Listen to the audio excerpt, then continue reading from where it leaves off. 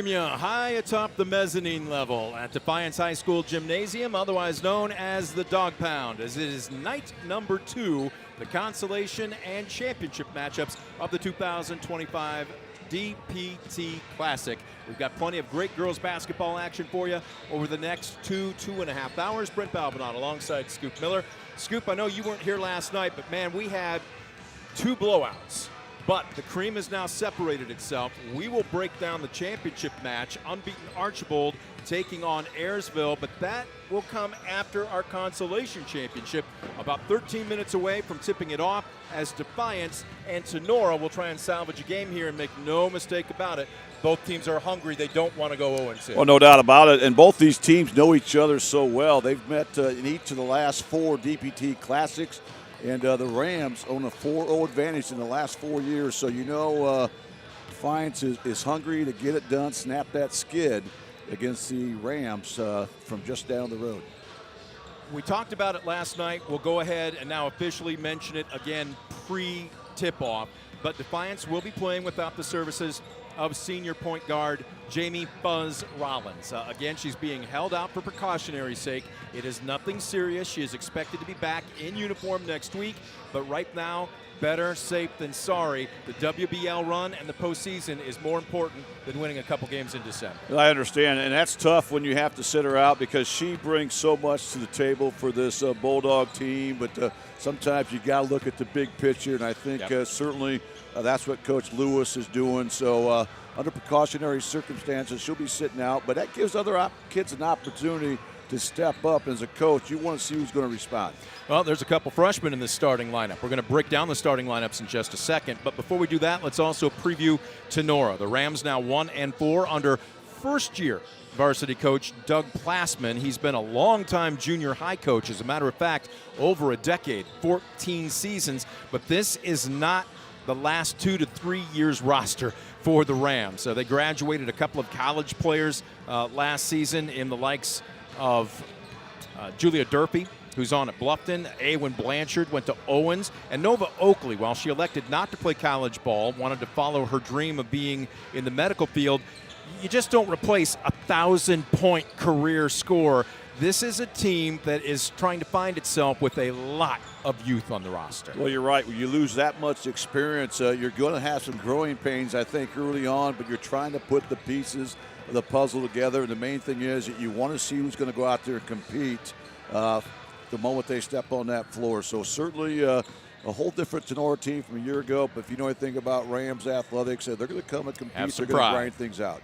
We're going to take a quick timeout. The Estill Chevrolet Cadillac pregame show is in full swing. Estill Chevrolet Cadillac, located on North Clinton Street in Defiance, earning your trust one satisfied customer at a time. Check out their selection of great new, and if you're like poor broadcasters, used vehicles, because everybody's on a budget. You can do so also online by checking them out at drivebobestill.com. We're back with more of the Estill Chevrolet Cadillac pregame show right after this. You're watching DCTV Sports.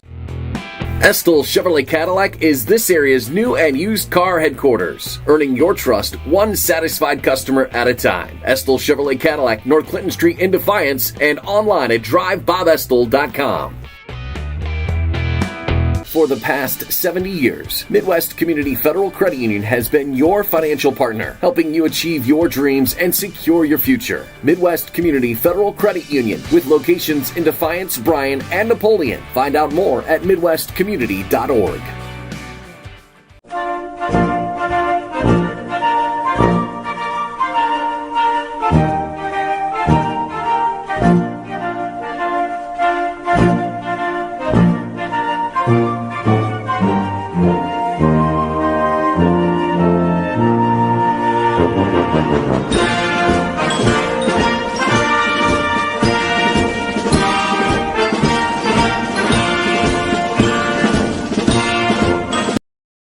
Superior Credit Union, a not-for-profit, member-owned financial cooperative. Visit SuperiorCU.com to find out more about joining the winning team at Superior Credit Union.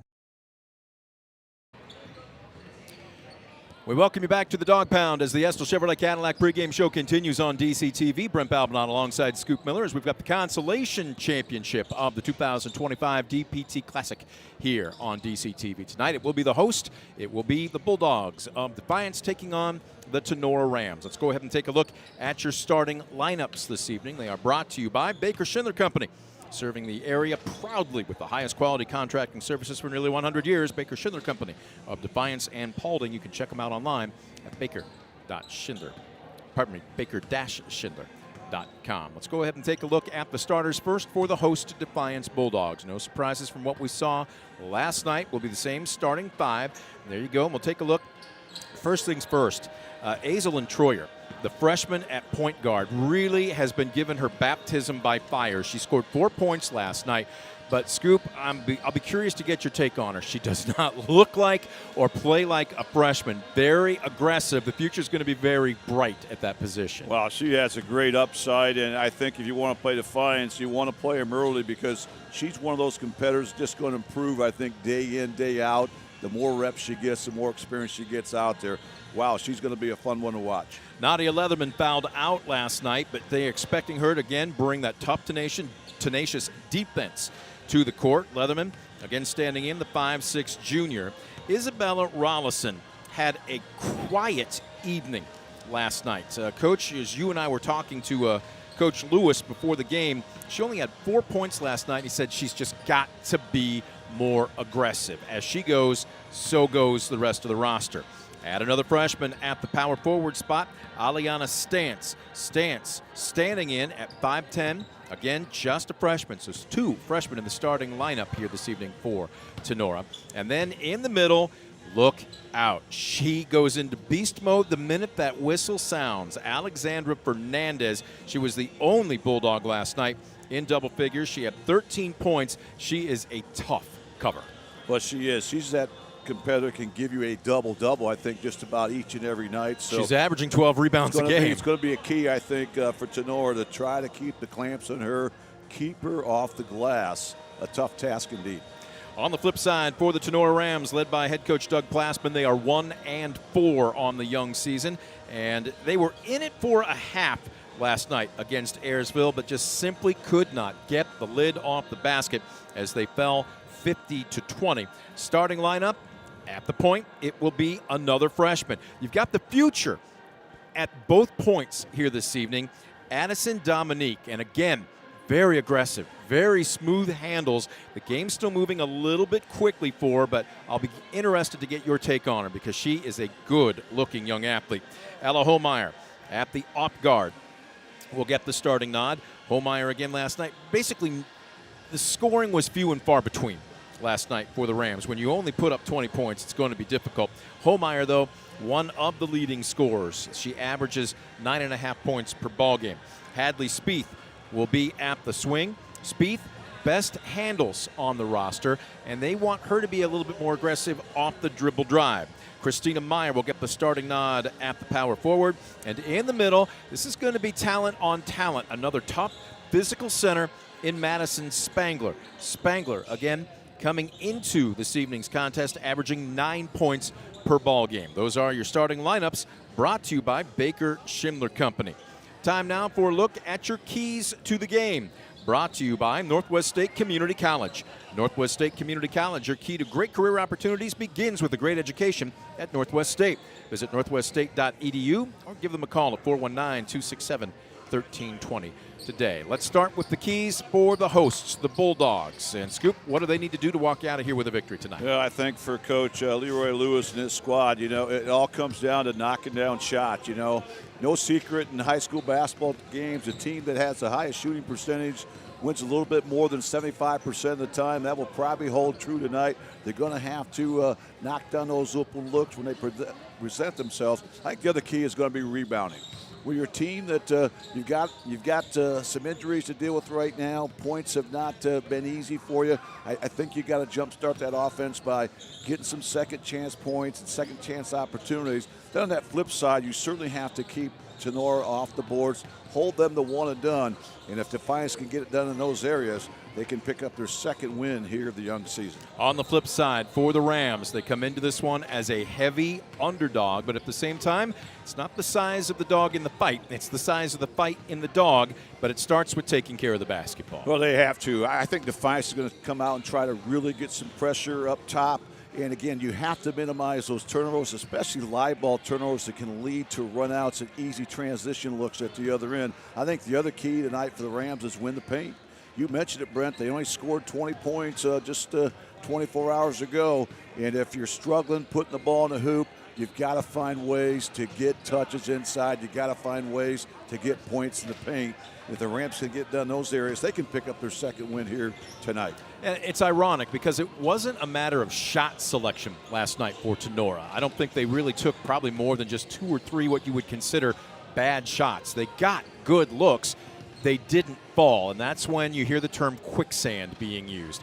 Fear. One mistake turns into 2. 2 turns into 3, and now all of a sudden you're playing tentative, you're playing cautious, but even more so, you're passing up good shots because the first 2 or 3 didn't go in. Well, you're right.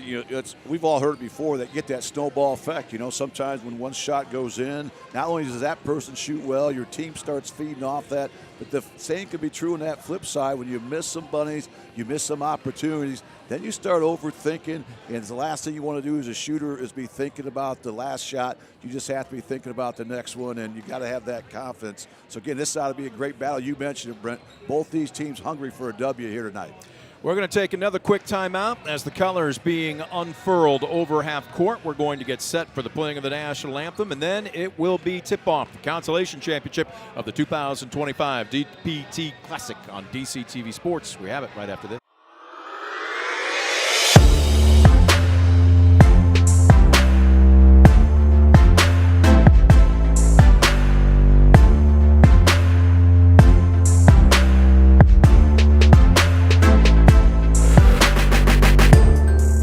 For the past 70 years, Midwest Community Federal Credit Union has been your financial partner, helping you achieve your dreams and secure your future. Midwest Community Federal Credit Union, with locations in Defiance, Bryan, and Napoleon. Find out more at midwestcommunity.org.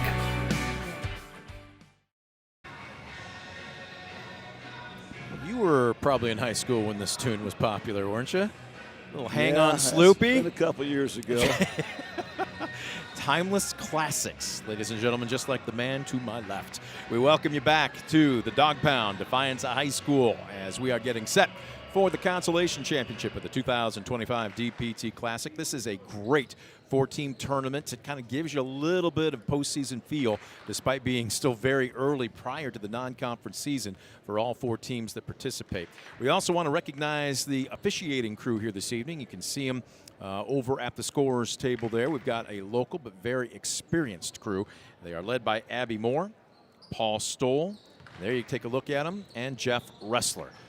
So my question is always, how many of them teed you up during your career? Well, I've talked to all 3 tonight, and I mentioned how I'm really glad I'm up here and not down there in the sideline. But no, great crew out there. Those 3 have officiated a lot of games, even some state-level games. And of course, Abby used to be one of my former students at Edgerton High School back in the day. What a great player she was. Is that, I was going to say, I'm not going to ask you if that makes you feel old, but what's that do when you see, from a sense of satisfaction, your former students coming back and giving back, in this case, in her case, being an official? I tell you what, I love it. I've seen it on the football field, on the basketball court. I've even seen it on the wrestling mats, out in the baseball and softball field. So I love to see them give back. We always encourage them to think about pursuing a career a little bit, kind of a part-time gig, getting some officiating experience. And a lot of them have done that. I'm really proud of that. As both teams now standing alongside their respective foul lines, the colors have been unfurled, and it's time for the national anthem, brought to you by the Defiance County Veterans Office, proud to support local veterans and their families. To learn more information or what you might be eligible for, log on to defiance-county.com/veterans office or call their office at 419-782-6861. Defiance in their home whites with the blue lettering and numerals and the black trim. Tenora in their traveling green uniforms with the white lettering and numerals and the white stripe down the jersey tops and shorts. light crowd on hand here. Again, early on a Tuesday night. Expect them to file in a little bit later on as the games continue. But right now, we will step out for the playing of the national anthem, brought to you by the Defiance County Veterans Office.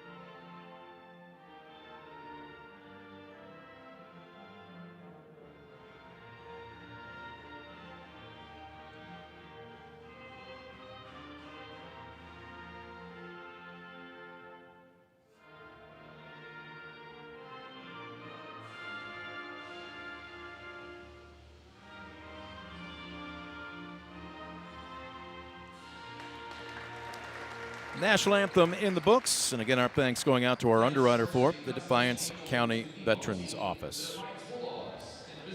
Nothing left to do but tip this one off. Again, the Pilots and the Blue Streaks sitting and waiting. They will be the championship game tonight. First things first, we got to crown a consolation champion. Tenora's season so far has looked like this. 1-4 under first-year head coach, but long-time junior high coach Doug Plassman. They opened up the season with a 55-29 loss versus Miller City. A 49-28 setback versus Bryan followed. One that they probably are saying woulda, coulda, shoulda at Hilltop, 53-48. Their lone win of the season was a 3-point victory versus Continental last week. And then last night, the 50-20 setback to Ayersville. For the Bulldogs at 1-5. Wow, 3 losses by a combined 13 points. At Patrick Henry, 51-41, a setback to open up the season. One they wish they had back just one day later versus Napoleon, 47-44. Versus Wayne Trace, a 5-point loss, 47-42. Their lone win came at Maumee to open up December, 51-47. And then another woulda, coulda, shoulda night last Thursday, a setback at Salina, 37-32. And then, of course, just running into a buzzsaw, an unbeaten Archibald last night, 50-30. So the pleasantries exchanged, pregame handshakes. And look at this. We're going to have Isabella Rollison in the center circle doing the honors against Madison Spangler as the tip-off brought to you by Superior Credit Union. Ball is in the air. Rollison wins it. And they're going the other way. Okay. Well, that time, Defiance got away with it over and back there on the tip. Everybody got a little confused which way they were going. Forced pass inside, and there's our first turnover of the night. We'll see what Tenora can do, but defensively, coming out in that 2-3 zone, we'll see what that does as far as, oh, there's another turnover. So give one, take one. Bounce pass, Rollison. Lost the handle on it. Nice job to stay with it, gather herself, and then go up strong as she draws first blood. Yeah, nice finish that time by Ralston. And on cue, Defiance comes out. A little full court pressure here, trying to control the tempo here and get the Rams to play a little bit out of their comfort zone. This one deflected out of bounds by Bella. We didn't mention it last night, but certainly belatedly, congratulations going out to Bella Rollison as she has signed to play college volleyball at Ohio Wesleyan.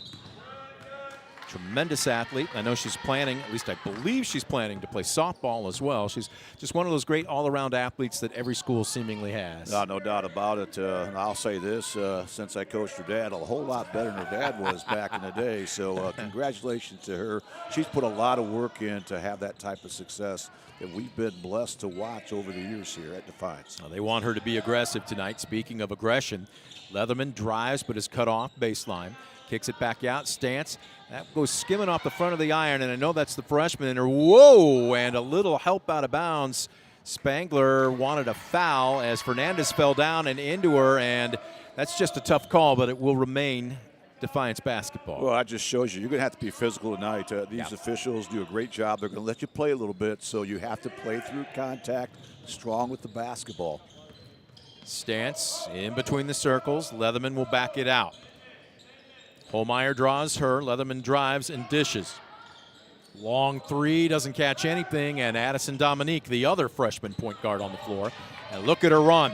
And that is where your teammates, you just don't have the chemistry when you've got so many freshmen and sophomores on the floor at the same time. Meyer was basically putting on the brakes. Dominique led her, and that would have been a breakaway layup if Holmeyer had kept going. Yeah, and unfortunately, it ends up being a fourth turnover for the Rams here. We're not even 2 minutes in, so they've got to kind of settle down here, value the basketball.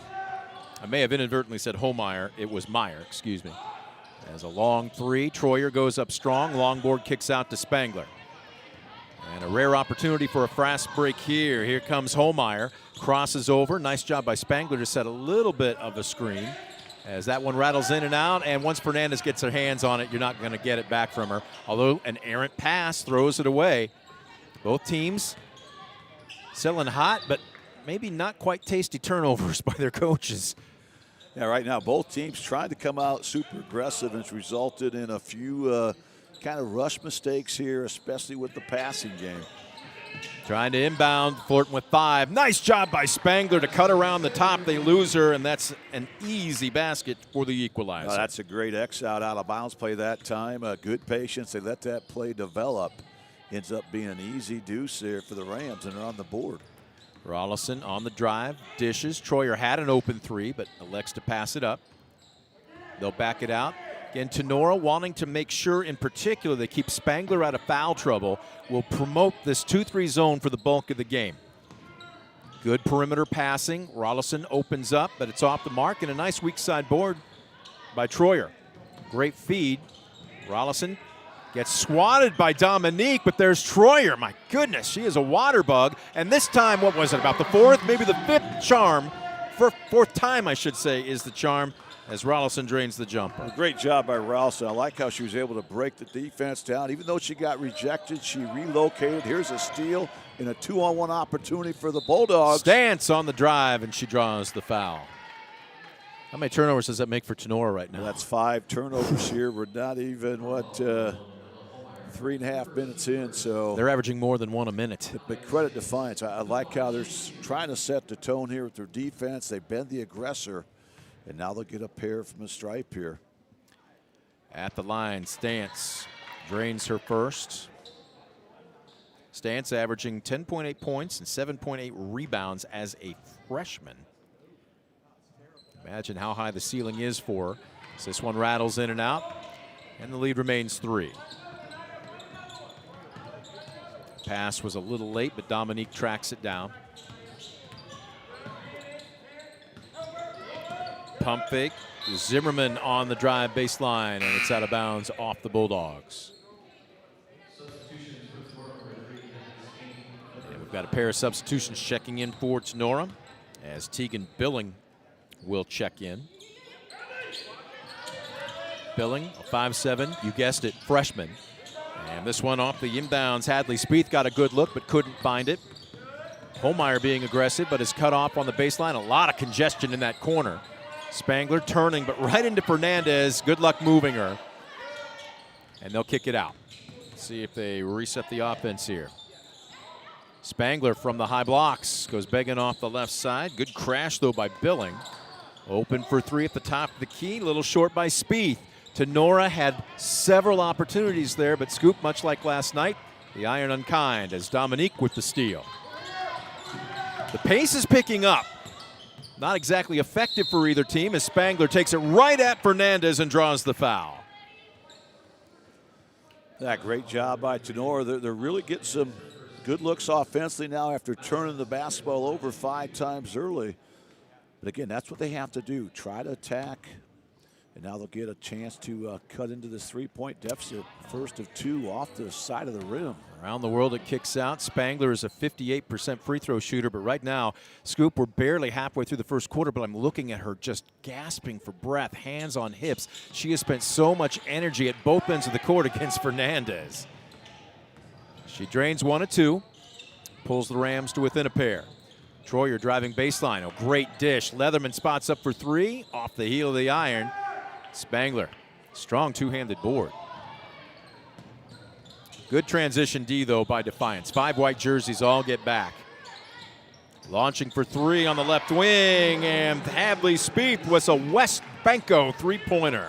String music there, 3-ball corner pocket. Good offense by the Rams. Starting to get a little bit more comfortable with the offensive ends here. And the Rams take their first lead of the night. Troyer, nice wraparound pass as Stance was posting up down low, and we've got a foul. Look, I think that's there all night long, and not just with Fernandez. I think Stance, for a freshman, is also very, very strongly built. I think if you post your 2 front court players up, I think they can, I don't want to say have their way, but they'll be successful tonight. Yeah, I think that's going to be big, too. You know, anytime you can get points inside, you know, even if you get that entry pass inside, you don't have the look, that's going to free people up the outside, so you have to continue to attack the paint. First is good. Stance, a southpaw, drains both. She's got 3 points on the evening, and it gives the Bulldogs a lead. 7-6. They don't get back, and that's just great hustle by Addison Dominique. And Coach Lewis is livid, and he's going to chew his team into pieces as the Rams take an 8-7 lead. We've got a timeout on the floor. It's a full timeout, so we'll break with them. You're watching DCTV Sport.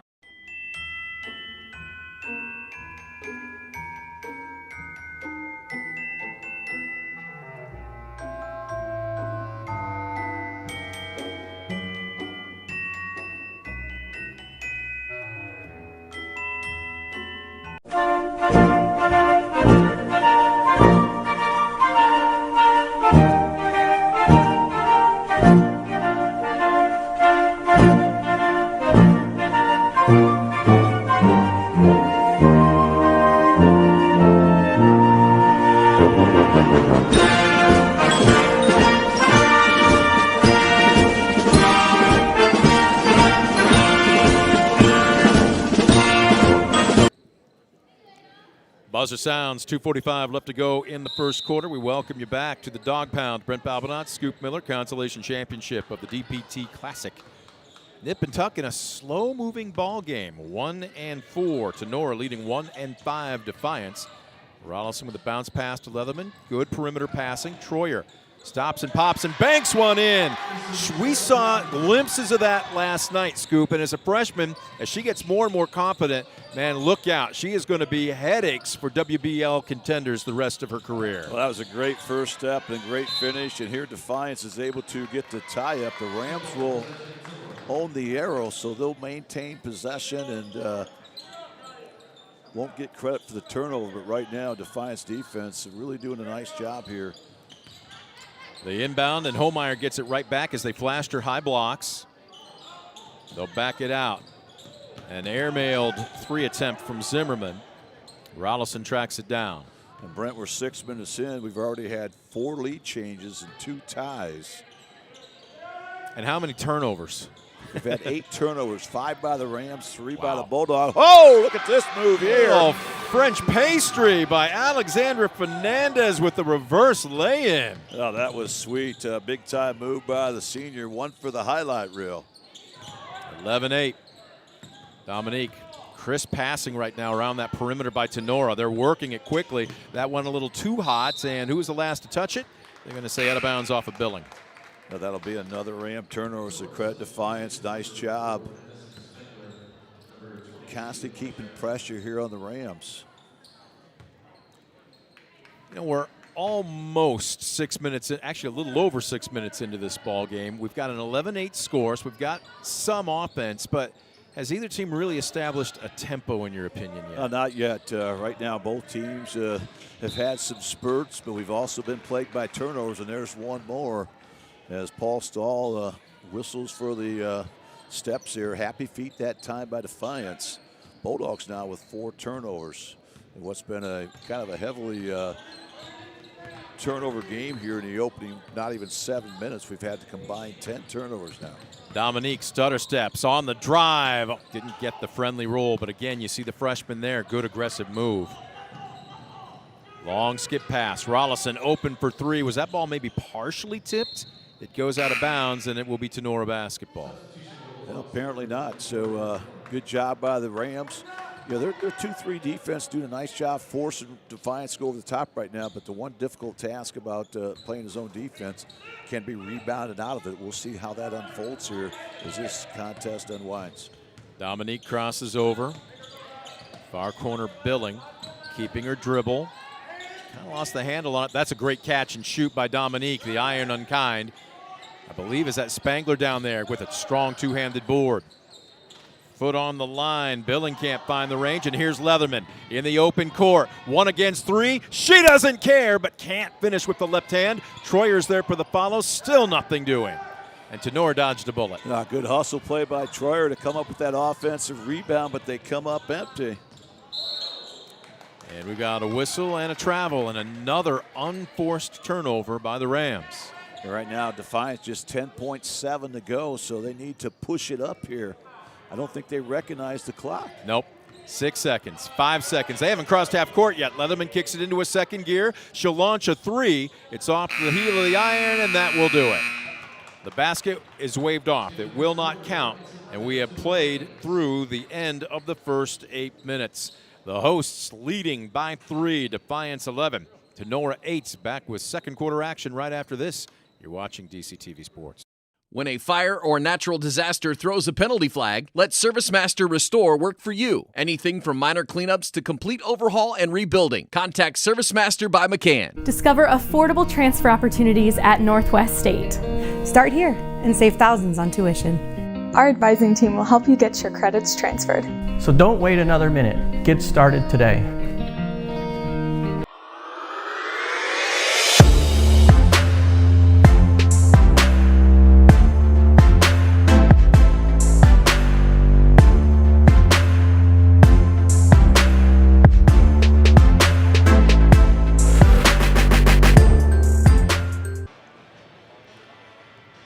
There you get a good look at the Defiance huddle as the buzzer sounds. Second 8 minutes put up on the scoreboard clock as we welcome you back to the Dog Pound here in Defiance. Brent Balbinot alongside Scoop Miller. Consolation championship of the 2025 DPT Classic. The hosts trying to salvage a win. Likewise, the visitors, the Rams, both teams losing in their opener last night. Low scoring ball game. How much of it has just been maybe a little bit of jitters and feeling each other out, and how much of it has been good defense by both squads? Well, I think it's been a combination. Certainly jitters early on. I thought I saw Defiance starting to settle in a little bit there. The latter stages of that first quarter. Here's a great defensive play. Oh, walking the tightrope. Nope, over and back is going to be the call. I can empathize there with Christina Meyer because she felt she was falling out of bounds, and so she was turning. She saw green and fired to the first teammate that she saw, but she had clearly established herself in the front court. Yeah, so both teams exchanged turnovers here in the opening 20 seconds of quarter 2. Picking up where we left off. They're not hot and ready, and I guarantee you neither coach think they taste good. Low post stance. Comes back to face. Oh, nice wraparound pass, but Fernandez got a little too far underneath the basket. She does pull down her own board and kicks it back out. What a beautiful pass inside, and they got the look they wanted, ground zero. Just couldn't finish. Leatherman, boy, that was a high dribble, and Defiance very lucky they didn't turn that over. Substitution, Layla Keller checking into the ball game. 5'6" senior. Fernandez popping out. I thought they might post her up a little bit more, but right now Defiance is running basically a 5 out, and she falls down, unable to save it as Troyer, and that's going to be another turnover. Apple turnover's been the special here tonight. More like sour apple if you're Coach Lewis. On the drive, Spangler, nice move, and gets the teardrop to fall. Great recognition by the junior. Madison Spangler was able to catch it right at the foul line, straight line drive down the chute there. Tenor cuts it to 1. First points for either team Coming about 90 seconds into this quarter. Oh, nifty move to split a double team, and Aliana Stantz switches from the right to the left hand and give her 2 off the square. That's a sweet move there by Stantz. Was able to slice and dice her way to the rack. Good looking finish. Spangler up and under move. She goes right at Fernandez, and Fernandez has picked up her second. Tremendous play by Spangler that time. A good head and shoulders fake duck under move. And that's the aggressiveness that certainly Coach Doug Plasman wants to see out of her, attacking that defense, going right inside. Spangler, a 58% free throw shooter on the season. She's 1 for 2 tonight. Make it 2 for 3. And that 58% shooting leads all Ram free throw shooters. So certainly who they'd like to have there. Raises the percentage just a little bit right there. Hits the first of 2. Second is on the way. It's pure. And it pulls the Rams to within 1 as we've got a substitution. Callie Wells will check in. Spangler needs a breather. She was really sucking wind as she drains both those free throws. So this is almost a push right now, Scoop, because with 2 fouls, Coach Lewis has pulled out Alexandra Fernandez. So both teams going a little bit smaller right now. And Tenora in that 2-3 zone. Leatherman and Troyer just kind of playing a little catch in between the circles. Troyer on the drive, kind of an unorthodox shot. She follows it and taps it out. Leatherman on the drive. That shot coming from behind the backboard, and another, in effect, it's a change of possession, but Scoop, that's just the same as a turnover pretty much. Yeah, that's what Tenor needs. They have to keep Defiance to 1 and done. They have to find a way to rebound out of that 2-3 zone. That time they get a team rebound as the ball sails out of bounds off the end line. Dominique really being hounded by Stantz. And the on-ball defense by Defiance has really picked up right now. They are trying to make life miserable for the Rams. Holmeyer in between the circles, but keeping her dribble. Up top. Oh, nice baseline cut by Meyer, but the pass went through her fingertips. Not only a lost opportunity, but another turnover. Well, that's the way you want to try to beat a aggressive man-to-man defense. Going back door, they had it, but a missed opportunity and another turnover.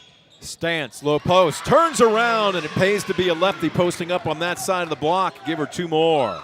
Now, you can never have enough lefties out there, but again, nice touch there by the southpaw. Gets the lead up to 3 here. She's got Defiance. Roughly half of their points tonight. Of the 15, she's scored 7. And it's a 3-point Bulldog lead. Dominique has picked up her dribble. Trying to post up down low. She tried to hit Spieth, and it's out of bounds. Well, Defiance has really picked up their defensive intensity. Leatherman out. Substitution. Addie Roth in. Roth, a 5'8 sophomore. Spangler has just checked back in for Tenora and tries to force a pass into the post. It's stolen away. You're running out of ink over there. Stopping and popping. 1 and done, though, is Dominique. Dominique stands in, and again, she's the point guard, but at the same time, she's 5'9". I'd say the better part of it. I would have guessed 5'10". She's got some length on her. As a 3 around the world and spits out by Holmeyer, but the board pulled down by Spieth. Spangler low blocks. Nice up and under move. Big time move that time again by Madison Spangler. We've seen that before, but a very effective duck under move. Great power move, great finish. Rams now once again within 1. Good ball reversal right now by the Bulldogs. That ball is kicked. I was waiting for a whistle, and we get one delayed.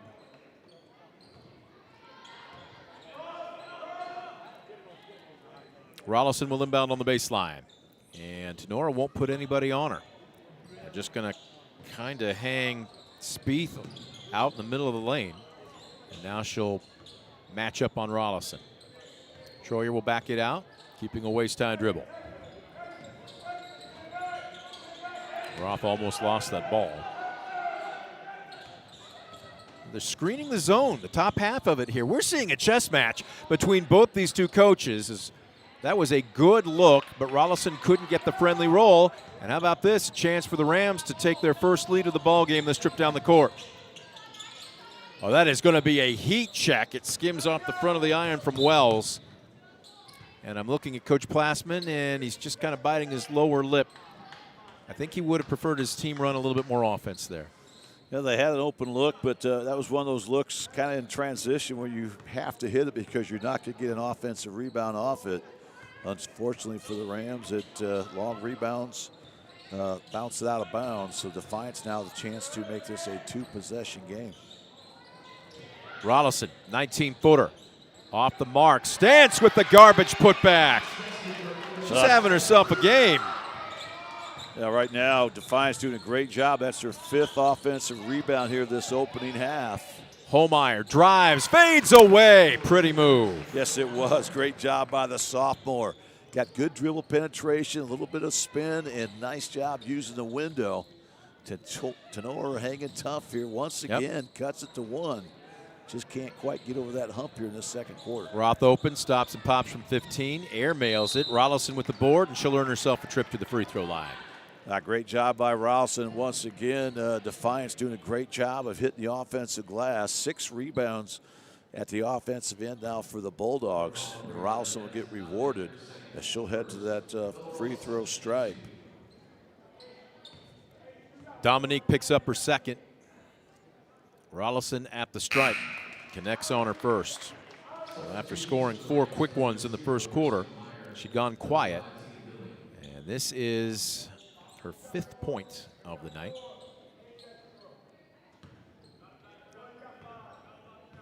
Taking her time. Releases. Got them both. Yeah, great job. Good looking stroke that time by Rollison. Gives the Bulldogs a little cushion, but the Rams once again can cut the 1 or tie with the 3. Still a 1-possession game. Oh, the C's parted there, and Wells with a great read, but couldn't get the roll. Rebounded by Meyer.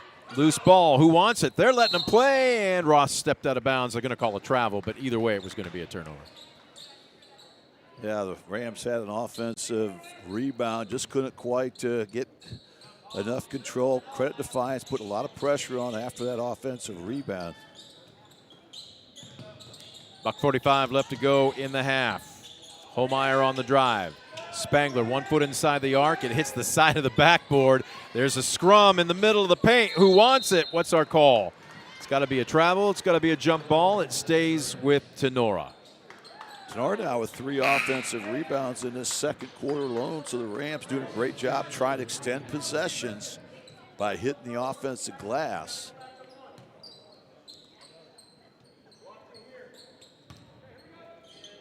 Again, nobody on the ball. They'll lob it out top of the key. Spangler. They're going to put Stance on her. Up top, this is a heat check that doesn't catch anything from Callie Wells, excuse me, as this ball just dribbled. Troyer just dribbled it off of her foot. And this is drawing a little bit of ire from some of the Defiance fans. They felt that the ball was touched last by Tenora, but yeah, not a popular call here at the dog pound as they felt there was a reason that ball went out of bounds.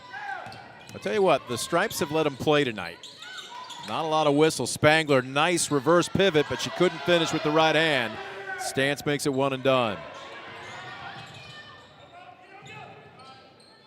Coming up on 60 seconds left to go in the half. Roth, 1 dribble, picks it up. Stance draws 3 green jerseys. Kicks it up top to Rollison, and that's great ball movement. West Bank go 3. Great possession that time by Defiance. That they got to touch in the paint. They went inside out. Rollison able to catch and shoot in rhythm. Knocks down the 3. Biggest lead of the ball game tonight belongs to Defiance. That's 6 points here as we approach the 30-second mark of this opening half. First cutter through, nothing doing. Near corner. On the drive, Spieth is cut off. Likewise, Spangler. Dribble penetration going in against a double team. Good aggressive move by Wells, and she will head to the free throw line. A strong move by the freshman, Callie Wells, that time. You know, she did a nice job of kind of being the aggressor that time, was able to split that defense a little bit, and then she did not let the physicality of the Bulldogs reroute her. She kept going downhill to the rack. She gets rewarded, and now she'll shoot a pair here, trying to chip away at that 6-point deficit. Little long on her first one. Wells just 0 for 2 on the season until now that 3. one. So 0 for 3 But you can raise your percentage here about 25 points here. You connect on the back end. It's that simple math because it's low math. Right now you want something out of this. You made the trip down. You were aggressive on the drive, and you want to at least get a point out of this to try and pull yourself a little bit closer. Down by half a dozen right now. Freshman taking a little longer. Sets, releases. Boy, a lot of arch on that ball, and it comes down through the cylinder. Now, nice job of putting that ball through, and what that does, it allows you to set up your defense as well. It also allows Fernandez to check into the ball game. I'm guessing 33 is going to get at least a touch this trip down the court. Well, I would hope so. Again, she's that girl that's such a tough matchup. You know, she's got one gear. She's going to go to the rack one way or another, and she's a tough guard one-on-one. As the Rams have switched up here to some man-to-man pressure. It's because they're going to have to double-team Fernandez. She pops to the high blocks, and she actually screens. She'll roll here, but Troyer didn't want to attack, and now they find themselves in some trouble because they're out of their offense with just 5 seconds left to go. They'll set a screen again. Troyer drives. She's stripped by Dominique, throws it backwards, and that will be a silver lining for the Rams as both teams will head to their respective locker rooms. 22-17. Tenora hanging around down by just 5. We will take a quick timeout. Back with your Midwest Community Federal Credit Union halftime show. Right after this, you're watching DCTV Sports. Estill Chevrolet Cadillac is this area's new and used car headquarters, earning your trust one satisfied customer at a time. Estill Chevrolet Cadillac, North Clinton Street in Defiance, and online at Drive. At Arthur Law Firm, we understand how overwhelming life can be after being seriously injured in a car accident. With over 50 years of experience, Arthur Law Firm has a track record of getting the results you deserve. When you don't know where to turn, get answers with Arthur. Stamball Jewelers is your trusted source for diamonds, fine jewelry, watches, and gifts. Whether you're looking for a dazzling engagement ring, a timeless anniversary gift, or a present for someone special, Stamball Jewelers has something for every occasion. Visit us today and discover why we've been serving the community since 1948.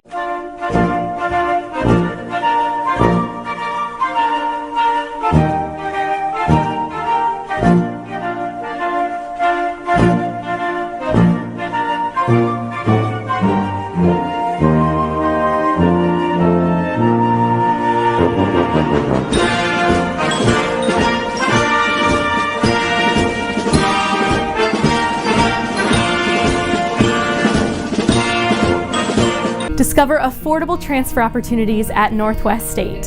Start here and save thousands on tuition. Our advising team will help you get your credits transferred. So don't wait another minute. Get started today.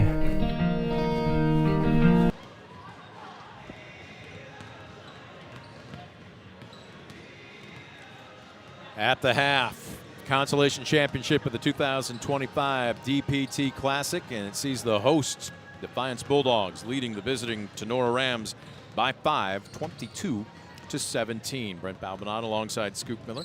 Time for your Midwest Community Federal Credit Union halftime show. Midwest Community Federal Credit Union, helping you achieve your dreams, securing your future. Visit them in Defiance, Bryan, or Napoleon, or online at midwestcommunity.org.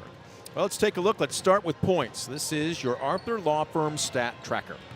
If a serious injury from a car crash puts you on the injured list, call the personal injury attorneys at Arthur Law Firm, serving Northwest Ohio for more than 50 years. Get the compensation you deserve and back in the game with your winning team at Arthur Law Firm. Let's start first with the hosts, the Bulldogs. Not quite double digits just yet, but two players knocking on the door. Isabella Rollison and Aliana Stantz, a senior and a freshman, shall lead them, both with 9 points. 2 points apiece for freshman point guard Aislinn Troyer and senior post Alexandra Fernandez. That's it, no bench production.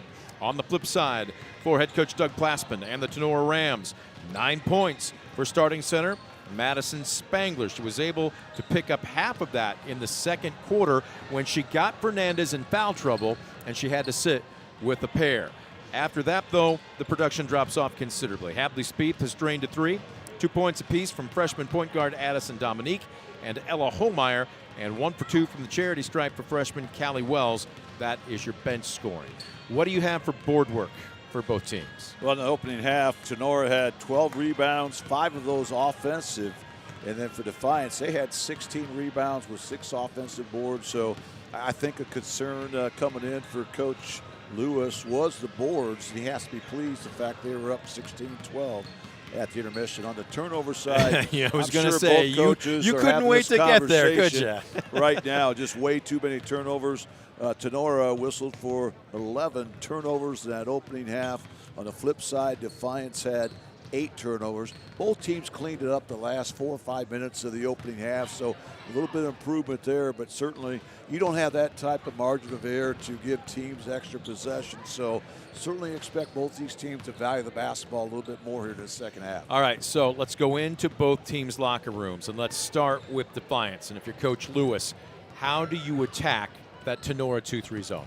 Well, I think you attack it by getting good ball movement and then looking for that dribble penetration. I think they can really break down that Rams defense. I think you have to attack it downhill.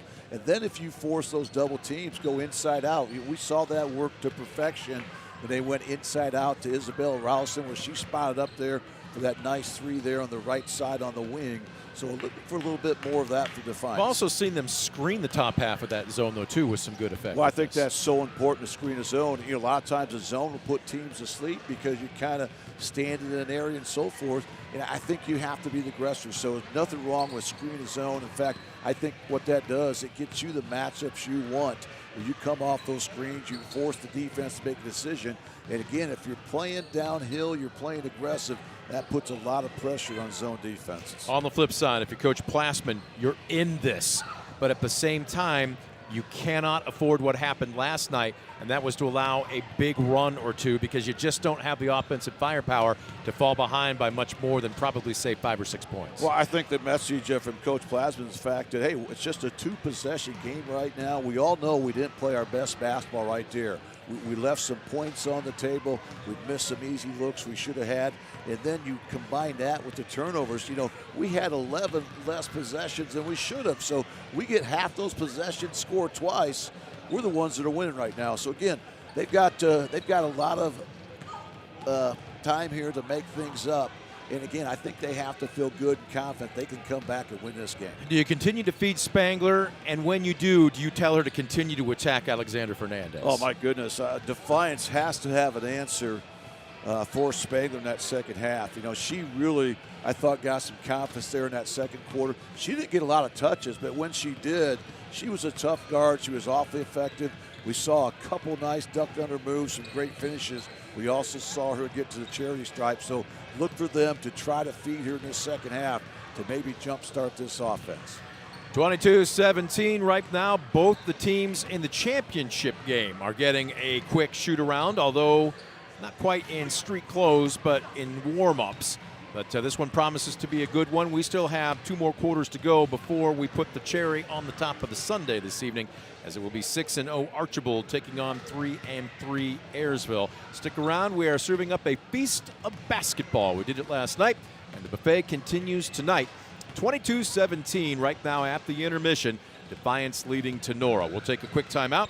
Back with more of your Midwest Community Federal Credit Union halftime show right after this. You're watching DCTV Sports. At Arthur Law Firm, we understand how overwhelming life can be after being seriously injured in a car accident. With over 50 years of experience, Arthur Law Firm has a track record of getting the results you deserve. When you don't know where to turn, get answers with Arthur. Estill Chevrolet Cadillac is this area's new and used car headquarters, earning your trust one satisfied customer at a time. Estill Chevrolet Cadillac, North Clinton Street in Defiance, and online at drivebobestill.com.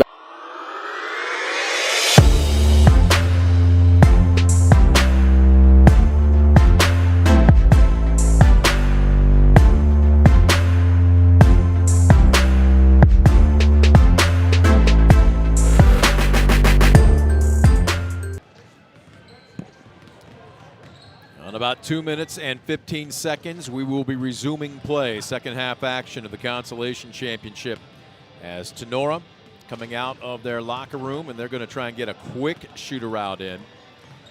And Archibald's going to have to surrender the basketballs. There we go, ladies. Likewise, Ayersville shooting at the other end. Still no sign of Defiance, but 22-17 is our scores. We've got a pair of one-win teams. Somebody's going to pick up win number 2 on the young season here in about the next 16 minutes. Looking ahead after tonight, coming up in just 48 hours for Tenora, they will be home versus Paulding. So they'll be taking on the Panthers as they will be jumping into GMC action. On the flip side for the Bulldogs, they don't play again until, nope, I take that back. It will be the 11th, so again, about 48 hours. They will be making the road trip to Ottawa-Glandorf. So the non-conference portion of both teams' schedules, Scoop, pretty much wraps up tonight, and then it's time to get after it in earnest. Well, this is kind of the preseason, so to speak, because, that's for all the marbles. That's where you want to really be ready to go. And certainly both these teams, in some strong conferences, as we know, so no easy path to the top. Defiance with 50 seconds left just now coming onto the court. So whatever it was important enough for Coach Lewis. I'm guessing maybe a little tail getting chewed, too. You're up by 5. You should not be happy. I would probably say not too sturdy of a limb to go out on. Scoop, do you expect Defiance to maybe come out in some type of pressure, whether it be full court, half court, three-quarters court, to open up the second half? Oh, absolutely, I do. I think the halftime length was twofold. One, certainly breathing some fire down there, trying to motivate the troops, trying to get them to just leave every possible ounce out there on the floor. But the other thing is, Brent, remember, these guys played 24 hours ago. You're coming on back-to-back nights here where you're just really fighting to get a W here. So I think that maybe extra couple minutes rest in the locker room, I think that's a good thing. These kids are going to leave it all out there. And again, this is a game where you're going to have to battle in if you want to try to be the victor here tonight. Buzzer sounds. It looks like it will be the same starting 5 that began the game for Tenor to come out and take the floor. Dominique, Homeyer, Spieth, Meyer, and Spangler. And likewise for Defiance, it will be Troyer, Leatherman, Rollison, Stance, and Fernandez. Now the first 2-3 minutes of the second half is usually huge. We'll see which team can throw the first punch. They try and go down low to Fernandez, and Spangler will front her. Great job by Spangler. Nice little set that time by Defiance as Fernandez was the recipient of a slip screen there. Looked like she was going to be open, but a great hustle play by Spangler to knock it out of bounds. Long 3 by Rollison, far corner. Stance tracks it down. They'll keep possession. Oh, down low, and Rollison misses the bunny. Little congestion underneath the hoop, and Spangler pulls down the board. Here comes Dominique, slowing it down but keeping her dribble. On the drive and stripped, but Meyer was not the last to touch it. Off of Defiance. Well, that's a good drive, good physical defense that time. Defiance trying to reroute the dribble penetration. Spangler. Boy, just tough to move against Fernandez as she just basically ran into a brick wall and almost fell down, and good to see her get up. She appears to be okay. And the Rams avoid the turnover as they do have the possession arrow. Defiance had first dibs here to start things out. 1-4 low out of bounds play here coming up for the Rams. Spangler pops to the far corner. Bounce pass to the high blocks. Homeyer takes off, and we've got contact. And I believe this is going to be Stance. Nope, it's Leatherman. Yeah, neither team really close to getting to the bonus in the opening half. No. We'll see if things change in the second half. Teams try to maybe play a little bit more aggressive.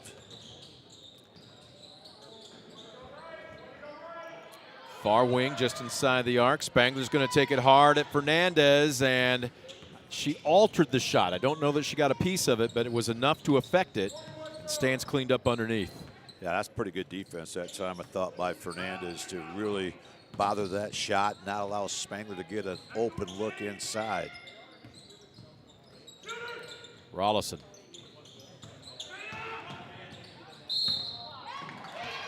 And whistle here. Spangler can't believe it. And Coach Plassman just kind of throws his hands up. We won't go into great detail here. In his defense, A lot of contact was allowed in that first half. Are we maybe going to see a more tightly called second half? Well, we've already seen one foul each end. You know, we're 82 seconds in. So great job though by Fernandez. You know, that's her game. You know, she can't be that player that when you get at ground zero, you're going to throw it out. She's got to power it up, take it up strong, and she gets rewarded with the foul. Hits the first of two, second one on its way up and in. It's a great start here for Defiance as the Bulldogs throw the first punch. Look out. That's going to be another turnover. This is the largest lead for either team at 7 points, and Coach Plassman wants a timeout. We'll take one with them at the 6:38 mark, just underway in second half action. But Defiance trying to pull away, up by 7. You're watching DCTV Sports.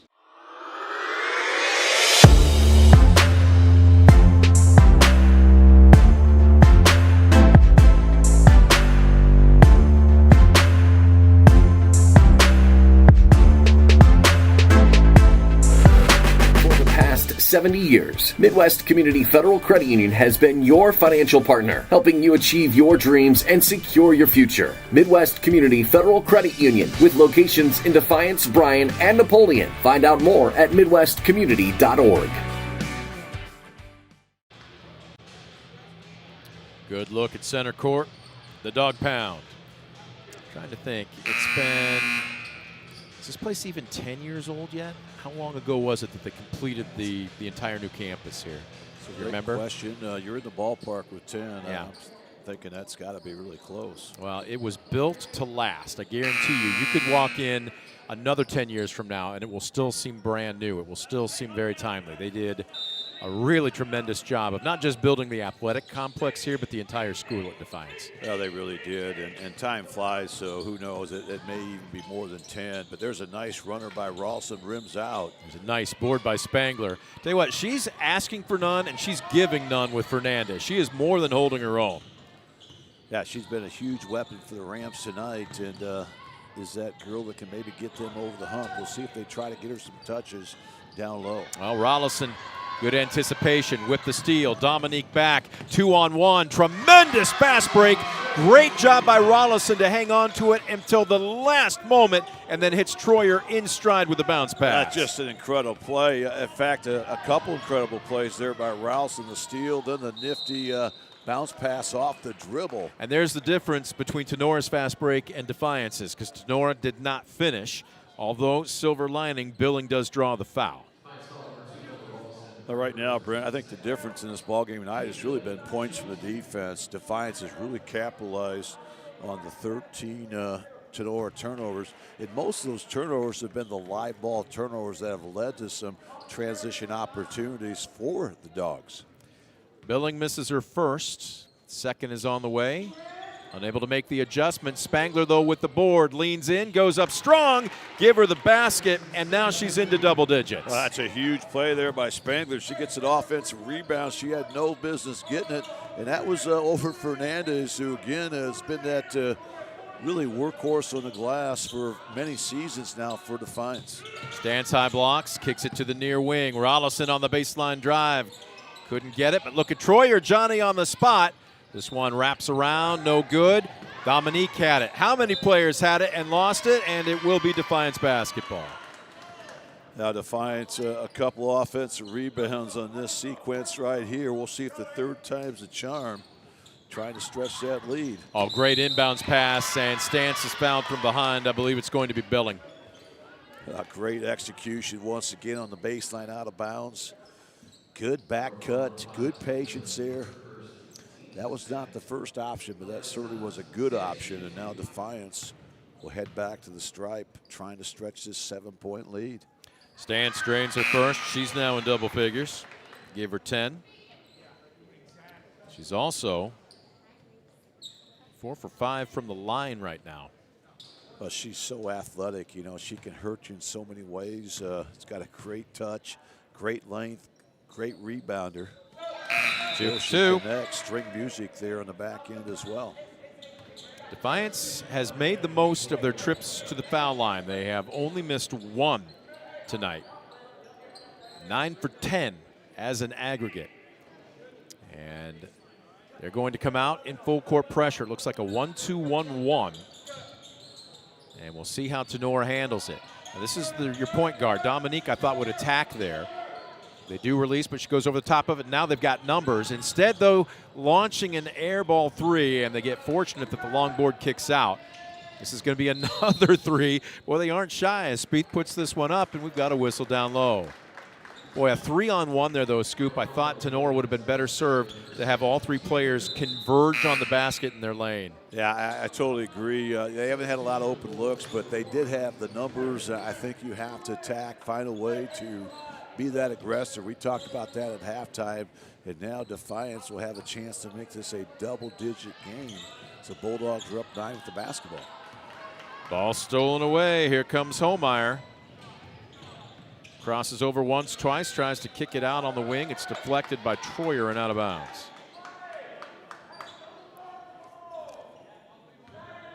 Big possession here for the Rams. They've really been struggling offensively here this entire second half. Just 2 points for Tenora. Nice spin move by Spangler and banks it in. She is showing no fear, going straight into the grill of Fernandez. Great job by Spangler there. First posting up strong and then making that strong move, using the window. Well, I think she has to get a touch every time down the floor. Troyer thought about pulling the trigger, but elects the better of it. Bulldogs still up by 7, not quite halfway through quarter number 3.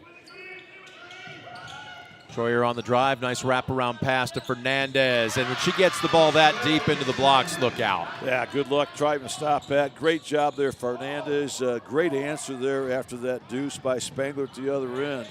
Oh, Dominique was trying to find Spangler on the fast break, but it was deflected. Inside, outside, and tracked down by Meyer.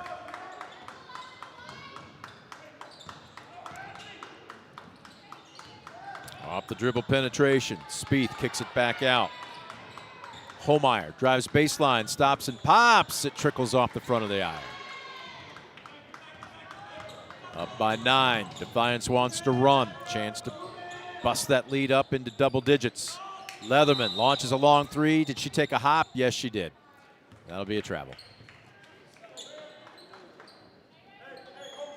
At that time, a little extra step with the gather step. Break there for the Rams, but again, they've been having some problems here against this full court pressure by Defiance. Over the top of it. 2-on-1. Good secondary break by Spangler on the drive. A little bit of contact, and Fernandez altered that shot again. Long cross-court pass. Troyer finds Leatherman, and another travel. And I think Nadia's coming out. Yeah, just quick feet that time, getting ahead of herself. And Coach Lewis, I thought he might chat with her a bit.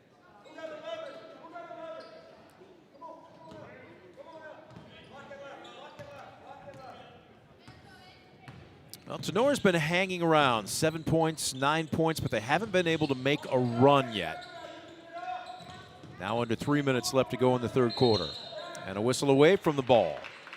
And this looks like it's going to go against the Bulldogs. I think that's a foul you'll live with. That time the Bulldogs, very aggressive man-to-man half court, whistled away on a basket cut there by Tenora. Layla Keller with the first.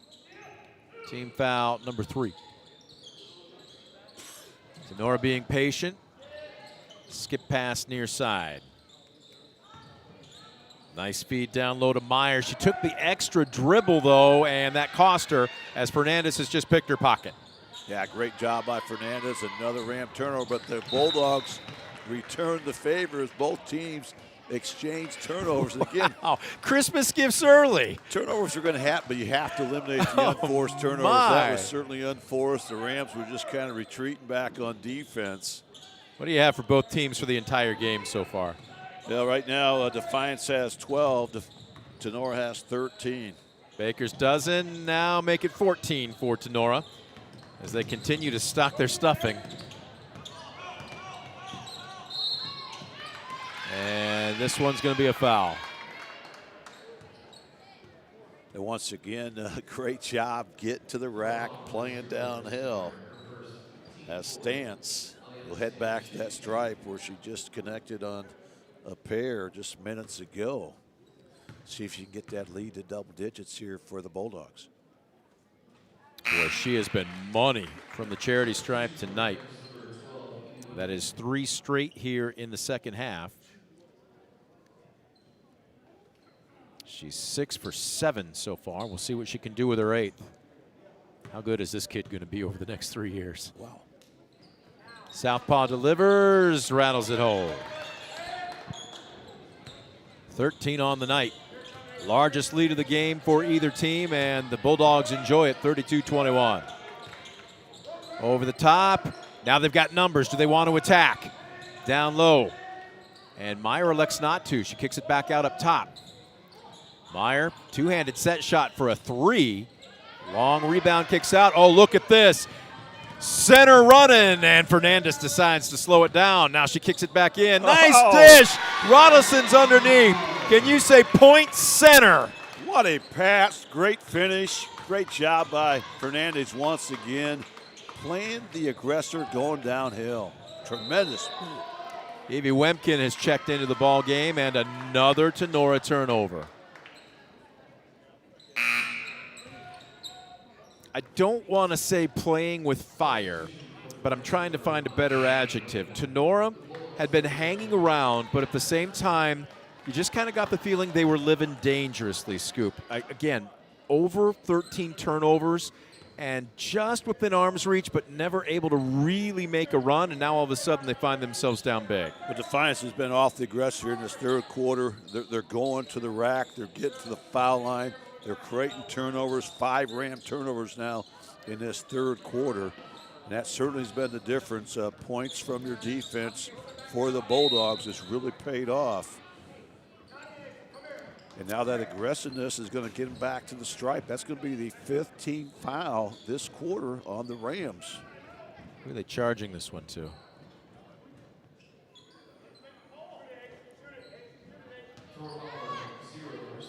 Okay, Meyer is going to be announced over the PA system. And that will send Troyer to the foul line. Well, this really says something about how Defiance has responded here in this third quarter after kind of a nip and tuck first half. They've really done a nice job. We talked about it, Brent. No one even close to get to the bonus in the first half. And here Defiance gets the bonus, although the first one off the back, the iron. Troyer second, finds its way down. She's got 5 on the evening, and it's a 14-point Bulldog lead. Here's where I'd like to see Dominique attack. She's a little tentative right now. They release and go over the top. She takes a little bit of a love tap from Rollison and is now in trouble. She's trapped at half court. She's lost her dribble, and that is what, 15 or 16 turnovers? 17. Oh, my goodness. Rollison, left to right step in for 3. It's short. Meyer with the rebound. 40 seconds left to go in quarter number 3. Dominique reverses the basketball. Meyer on the drive, and I think she anticipated contact that never came. This ball short armed by Spieth. Boy, 2 point blank looks. And again, this is not a hyper criticism, but Scoop, it just looks like Tenora a little tentative right now. Yeah, they rushed both those shots. They had great looks really from ground zero that time. Those are the looks you want to get there as a coach. But again, they know how aggressive the Defiance team is. I think they're rushing her shots here a little bit. Left that one short, did not try to use the backboard. 4 seconds, 3 seconds. Fernandez coming down the hill, off the mark, and that will do it for the end of the third quarter. 14-point lead. Bulldogs have more than doubled up their lead at the half, 35-21. Final 8 minutes we put up on the scoreboard. When we come back, we'll have it for you. You're watching DCTV Sports. Proudly serving the area with the highest quality contracting services for nearly 100 years. Baker Schindler Company of Defiance and Paulding. 419-782-5080. Online at baker-schindler.com. Estill Chevrolet Cadillac is this area's new and used car headquarters, earning your trust one satisfied customer at a time. Estill Chevrolet Cadillac, North Clinton Street in Defiance, and online at drivebobestill.com.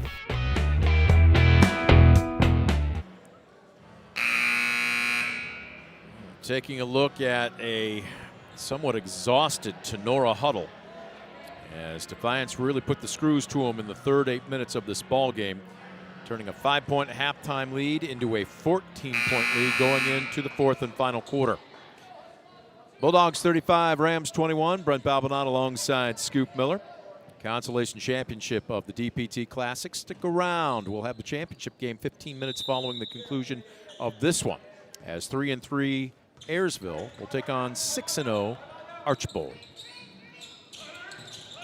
Defiance trying to finish up the fourth quarter strong, put their foot on Tenora's throat and just not give him any air. Rams out in that 2-3 zone. It's been pretty effective through the bulk of the game. Leatherman almost drug her pivot foot. Rollison being aggressive, but even quicker hands by Holmeyer. And yet Johnny on the spot, laid in by Anna Haslin. Now, being in the right place at the right time pays off, as Haslin there is able to get it to go off the glass there. The Bulldogs strike first here in quarter four. Good answer by Madison Spangler at the other end.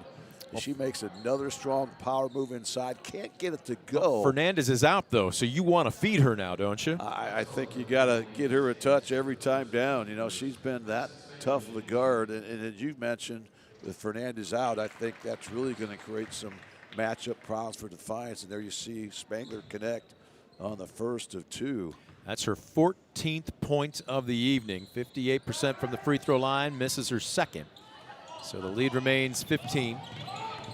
Stutter step, Troyer on the drive. It's a little hard off the glass, and Dominique with the rebound. Let's see you run, kid. She'll push the ball up the court. A little crossover by Wells. Holmeyer with a nice move, switches from the right to the left hand, fades away, but nobody under for Tenora. Rollison will slow it down. Senior doing some traffic directing.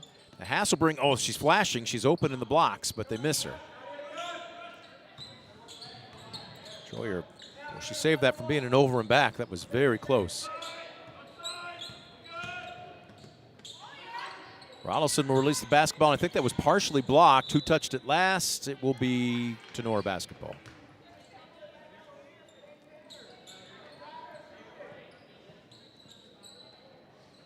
What do you have for board work for both teams right now? That's in the three quarters.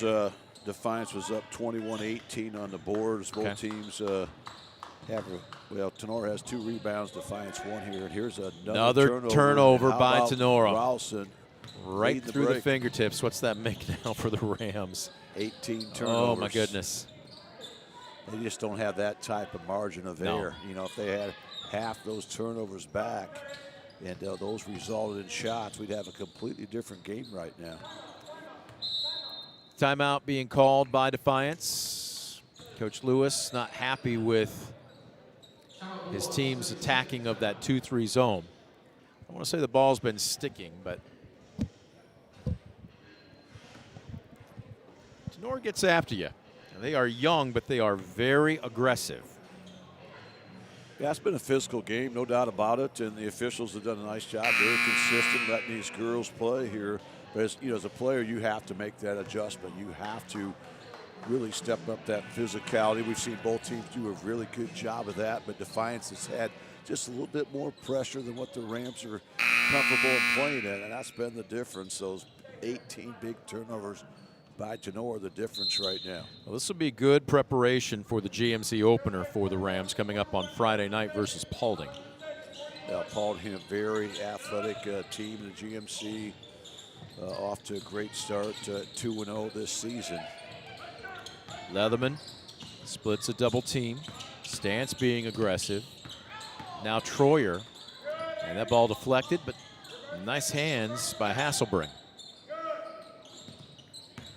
Boy, just a lot sharper passing, just a lot better energy coming out of that timeout. Coach Lewis, I think, preached a little fire there. Yeah, I give Coach Lewis a lot of credit. I thought he had a really good timeout here, where sometimes you get a lead like this and you get a little sloppy, careless.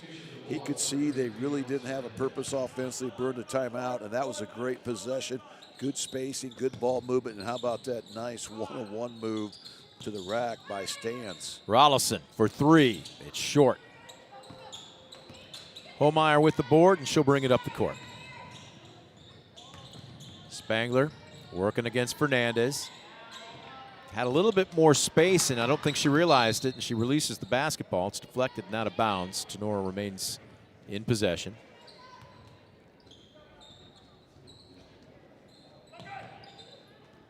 Spangler, she going to size up Fernandez? She will not. Holmeyer driving baseline, gets a little bit of help out of bounds, and she steps on the end line.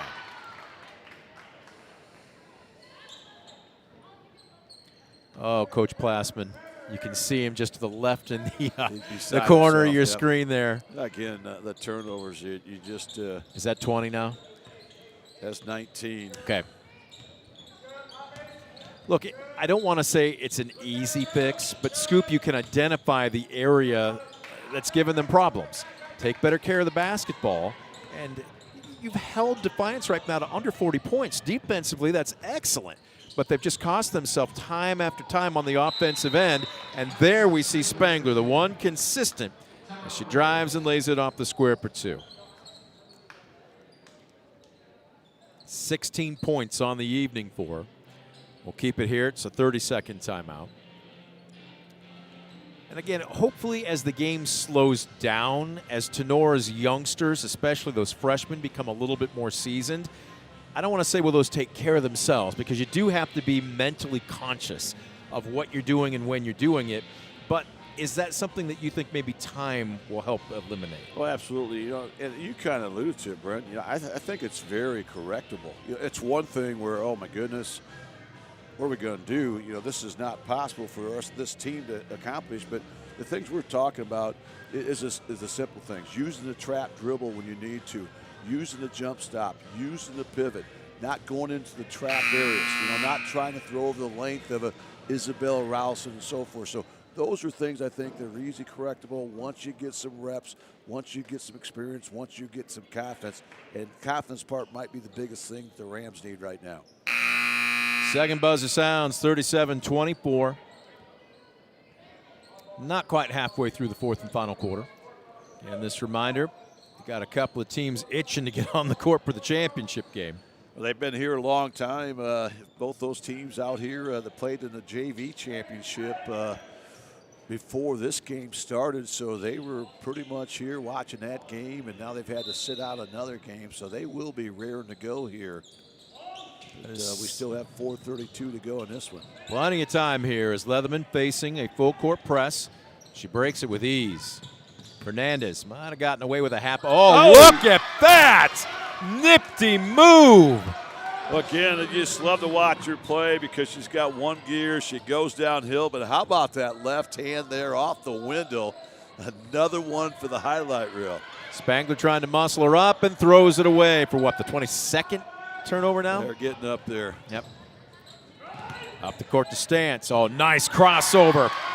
Boy, Wells did a great job to get back, but Stance just made a better move. That's a big-time move there by Stance. Hard to believe she's a freshman, but again, what a step-through move there. Sweet touch with the left hand off the glass. Spangler double team. She'll kick it out up top. Long three, and the draperies swish off the fingertips of Callie Wells. Now, that was a heat check by Wells, but string music as that one finds nothing but nylon. Another West Banco three every day since 1870, building a better bank, as this one's turned over by the Bulldogs.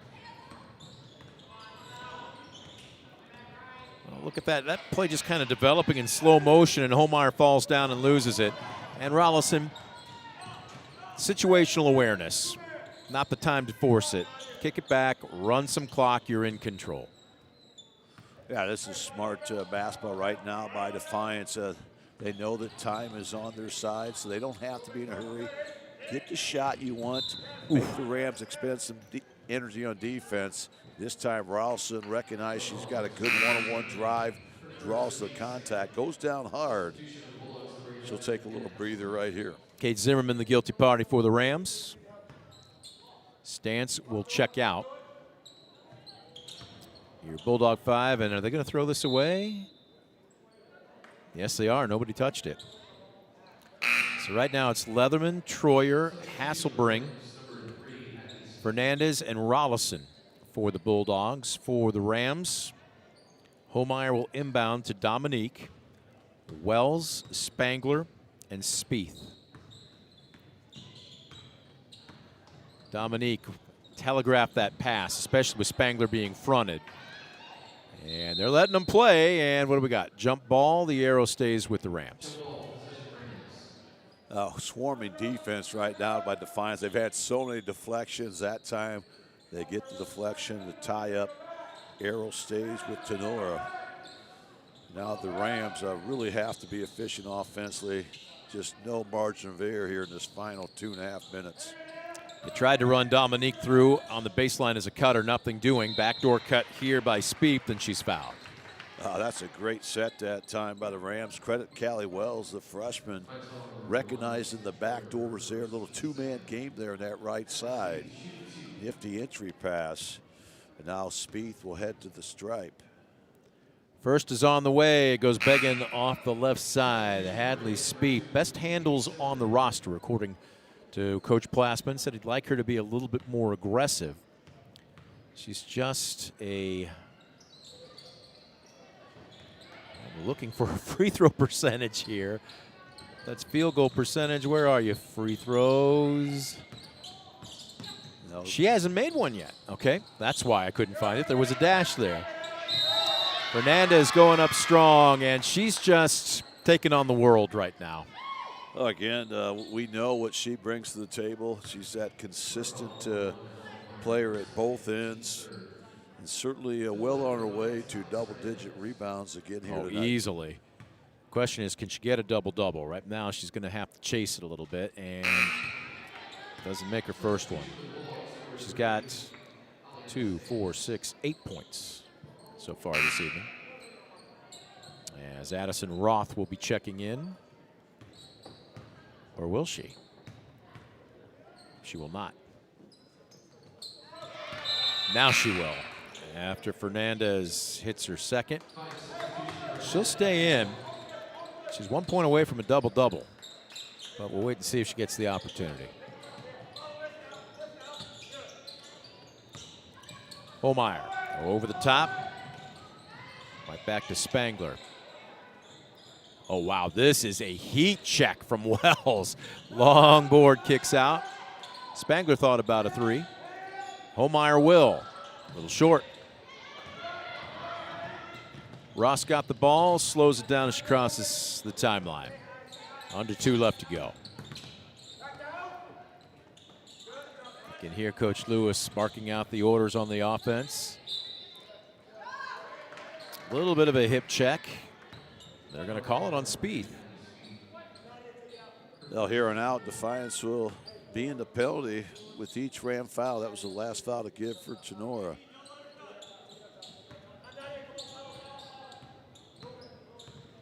Tenora's got to really play the sense of urgency here right now. Down 15. Need the basketball or a quick foul. Well, Defiance is staying in their offense. Dominique with quick hands, and she strips her. Wells kicks it back. So Tenora's defense putting up with another turnover. And here's Dominique on the drive.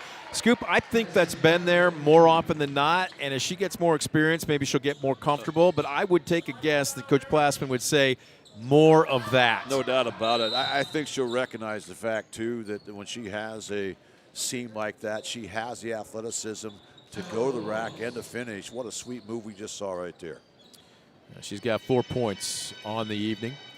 42-29, it's going to be in a futile attempt here as the Rams trail by a baker's dozen. The Bulldogs just 1 minute and 7 seconds away from picking up win number 2. Yeah, this is huge, especially when you consider the fact that Jamie Rollins is not on the court here tonight. So I think this is going to go a long ways here for Defiance. Maybe build some confidence, maybe build a little bit of depth. Exactly. And again, getting some of these young kids some reps, some competition, just going to help the Bulldogs down the road here. What's always a tough WBL is once again Otto Glandorf looking to make a 5-peat this year. They just have dominated WBL play in recent years, winning 9 of the last 10 Western Buckeye League titles. Minute 7 left to go, and it looks like Are both teams going to empty their benches? Well, Defiance is sending out pretty much the same players. Coach Plassman has pulled his starters. So we can tell you right now, I believe I see Evie Wemkin. Number 23, Lexi Baldwin. Number 30, Abby Bidlack. Number 21, Aria Leonard. And looking for the 5th Ram as Roth being tied up. Oof. Baldwin took a shot to the nose, but appears to be none the worse for wear. And Haley Squires, number 13, is now in the ballgame. And here come a couple of Defiance subs checking in. Tori Miranda. And is anybody else? Yep, Coach Lewis is saying, hold on, hold on. Oh, gonna have to wait. You were a little late getting to the scorer's table there, young lady. Aislinn Gomez will hope for a stoppage of play. You can hear 5 out being called for by Coach Lewis. Fernandez looking down low. Oh, this is just a mismatch against a couple of these underclassmen. And right now, Defiance looks like they're just killing clock. Final 30 seconds. Yeah, great job by Defiance. Just running the clock down here, getting everybody a touch here. 5 out, as they said. Here's a long three, and look at this in the books. Layla Keller with the West Banco 3. My goodness, at that time she's able to catch and shoot in rhythm, string music from deep. Posting up down low. Wemkin's going to make a move with 3 seconds left. It's short. Rebounded by Hasselbring, and that will bring an end to the consolation championship. Well, Tenora hung around early, but could never make a run. And in the end, and especially late in that third quarter, Defiance pulled away en route to a 45-29 victory. With it now 2-5 on the young season. The Rams, a future team, fall to 1-5. We'll take a quick timeout. Back with a quick post-game show. You're watching DCTV Sports.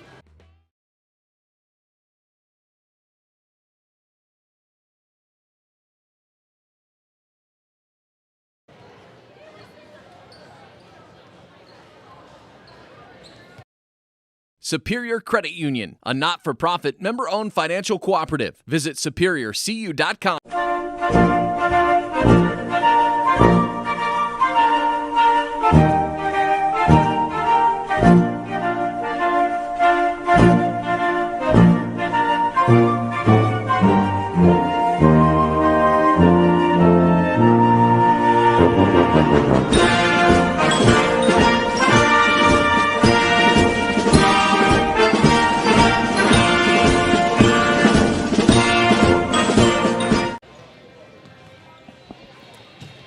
Quick post-game wrap-up, which will also serve as a segue into our next Estill Chevrolet Cadillac pregame show. But the consolation championship of the DPT Classic is in the books as Defiance picks up win number 2 on the young season with a 45-29 victory over Tenora. Brent Balbanon alongside Scoop Miller. Time to take a look at your post-game show. We'll get you a look at your Arthur Law Firm Stat Tracker stats in just a second. But Scoop, what stood out to you the most here in this one? Well, I loved how Defiance was really consistent throughout the ballgame. They outscored the Rams in each and every quarter, outscoring Tenora 11-8 in the first quarter, 11-9 in the second quarter, and then an impressive 13-5 third quarter where they got that separation they needed, and they coasted that final quarter a 10-7 advantage. So I thought they had a lot of different people contribute. I was really impressed with them on the glass. You know, stat-wise, they only had 4 more rebounds than Tenora, but remember, Tenora took a lot less shots from the field due to all those turnovers that Defiance forced. So I thought overall a great team win for Coach Leroy Lewis, and I think they needed that. And again, we mentioned the fact Rollins not in the lineup. This is the team I think has got a chance to win some games here down the road. What did you have for turnovers for both teams? Well, it ended up, the Rams there ended up with 22 turnovers. Defiance with 15. So Defiance just 2 turnovers in the last 11 minutes of the game. So they did a great job of controlling things. I thought they played a high IQ basketball game down the stretch. Give Coach Lewis and his staff a lot of credit for that. Your Arthur Law Firm Stat Tracker stats leading all players this evening. Unfortunately on the short end in her cause, but Madison Spangler had a fantastic ball game for the Rams. 16 points, nobody else even close. The next high scorer For Tenora was Addison Dominique, the point guard, with 4. Also, Callie Wells came off the bench, hit 1 free throw and drained a 3 in the fourth quarter to finish with 4. Hadley Spieth with 3, Ella Holmeyer with 2. A little bit more balance for the Bulldogs and a couple of double-digit scores. Aliana Stantz finishes with 15, including 7 of 8 from the free throw line. Isabella Rollison had 11 on the night, and 1 point away from a double-double. Alexandra Fernandez finishes with 9. Half a dozen, check that. 5 points for freshman point guard Aislinn Troyer, and 5 bench points tonight as well. A deuce for Anna Hasselbring and a 3 for Layla Keller.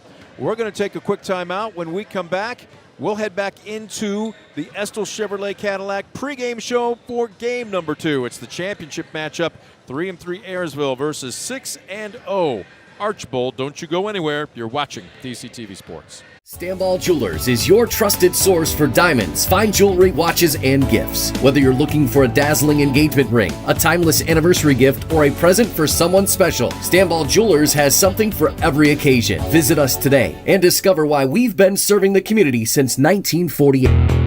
Estill Chevrolet Cadillac is this area's new and used car headquarters, earning your trust one satisfied customer at a time. Estill Chevrolet Cadillac, North Clinton Street in Defiance, and online at drivebobestill.com. It's like we never left. Welcome back. The Estill Chevrolet Cadillac pregame show for the championship game is now underway. Live from the Dog Pound, Defiance High School Gymnasium. Brent Balbinot, Scoop Miller. Estill Chevrolet Cadillac, located on North Clinton Street in Defiance. Earning your trust one satisfied customer at a time. Visit them in person or online at drivebobestill.com. All right, Scoop, we've got the 3-3 Pilots and the 6-0 Blue Streaks, and a contrast in styles. It's no secret. As a matter of fact, we had Coach Ziegler up on the postgame last night after their win. He made no bones about it. We want to run. He felt that they didn't run as much as they would like to. Tip your cap a little bit to Defiance for slowing down the tempo last night. Ayersville, they do not want that. They want a lower scoring, bang it out, half-court game. So here's my question. What wins out tonight, the irresistible force or the immovable object? Well, that will be determined here in just a little while, but I certainly love Archbold's chances here. I think they, with their defensive pressure, they have a way to speed things up. They want this to be a track meet. They want this to be a high possession game, so look for the Streaks to come out with a lot of pressure early and often, trying to pick up the tempo and get the Pilots to play a little bit faster than they're comfortable doing. We're going to take a quick timeout. When we come back, we will have our Baker Schindler Company starting lineups. Don't go anywhere. You're watching the Estill Chevrolet Cadillac pregame show on DCTV Sports. For the past 70 years, Midwest Community Federal Credit Union has been your financial partner, helping you achieve your dreams and secure your future. Midwest Community Federal Credit Union, with locations in Defiance, Bryan, and Napoleon. Find out more at midwestcommunity.org.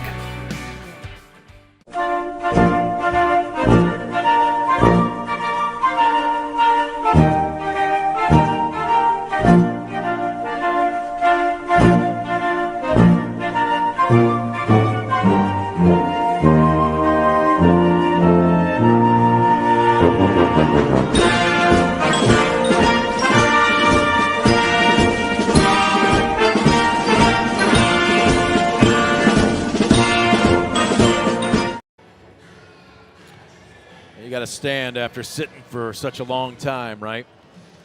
Have Stand to up stretch straight, those legs a little bit. Shoulders back, suck in that gut. Absolutely, make it look like Thanksgiving paid no mind to you whatsoever. Welcome back to the Estill Chevrolet Cadillac pregame show. Continues. Brent Balbinot alongside Scoop Miller. Championship matchup in 9 minutes and 19 seconds. Let's go ahead and get you your Baker Schindler Company starting lineups. Proudly serving the area with the highest quality contracting services for nearly 100 years. Baker Schindler Company of Defiance and Paulding. Baker-Schindler.com. Let's go ahead and take a look at the, technically they'll be the visiting team tonight, so let's look at the Ayersville Pilots. Let's take a look at the Pilots starting lineups, and no surprises, the same starting 5 that we saw last night. At the point guard, Allie Eldridge. Now she is taking over for Alexa Grieve, who unfortunately suffered a season-ending injury in game number 2. So you lose your starting point guard, but Allie Eldridge is not being asked to come in and all of a sudden score double digits each game. Coach nicely said we want her to get the ball across the timeline, break any pressure, and then set everybody up and just be the floor general, and that is exactly what she has done. Allie Eldridge coming into tonight's contest, her numbers bear that out. She's not shooting the ball a ton. She averages just, where am I looking at here, at points per game, less than 2 a game, but she also will board for you, Scoop. She's pulling down almost 4 contests. Yeah, they're going to need that tonight as well. So, again, it's going to be a physical game. I think you know that anytime these two hit the hardwood. So expect both teams to try to come out aggressive. But, again, with the streaks pressure, you've got to love it. You know, he heard what you were saying about him on the air. So Papa's coming up to probably throw down a little bit and have a word or two with him.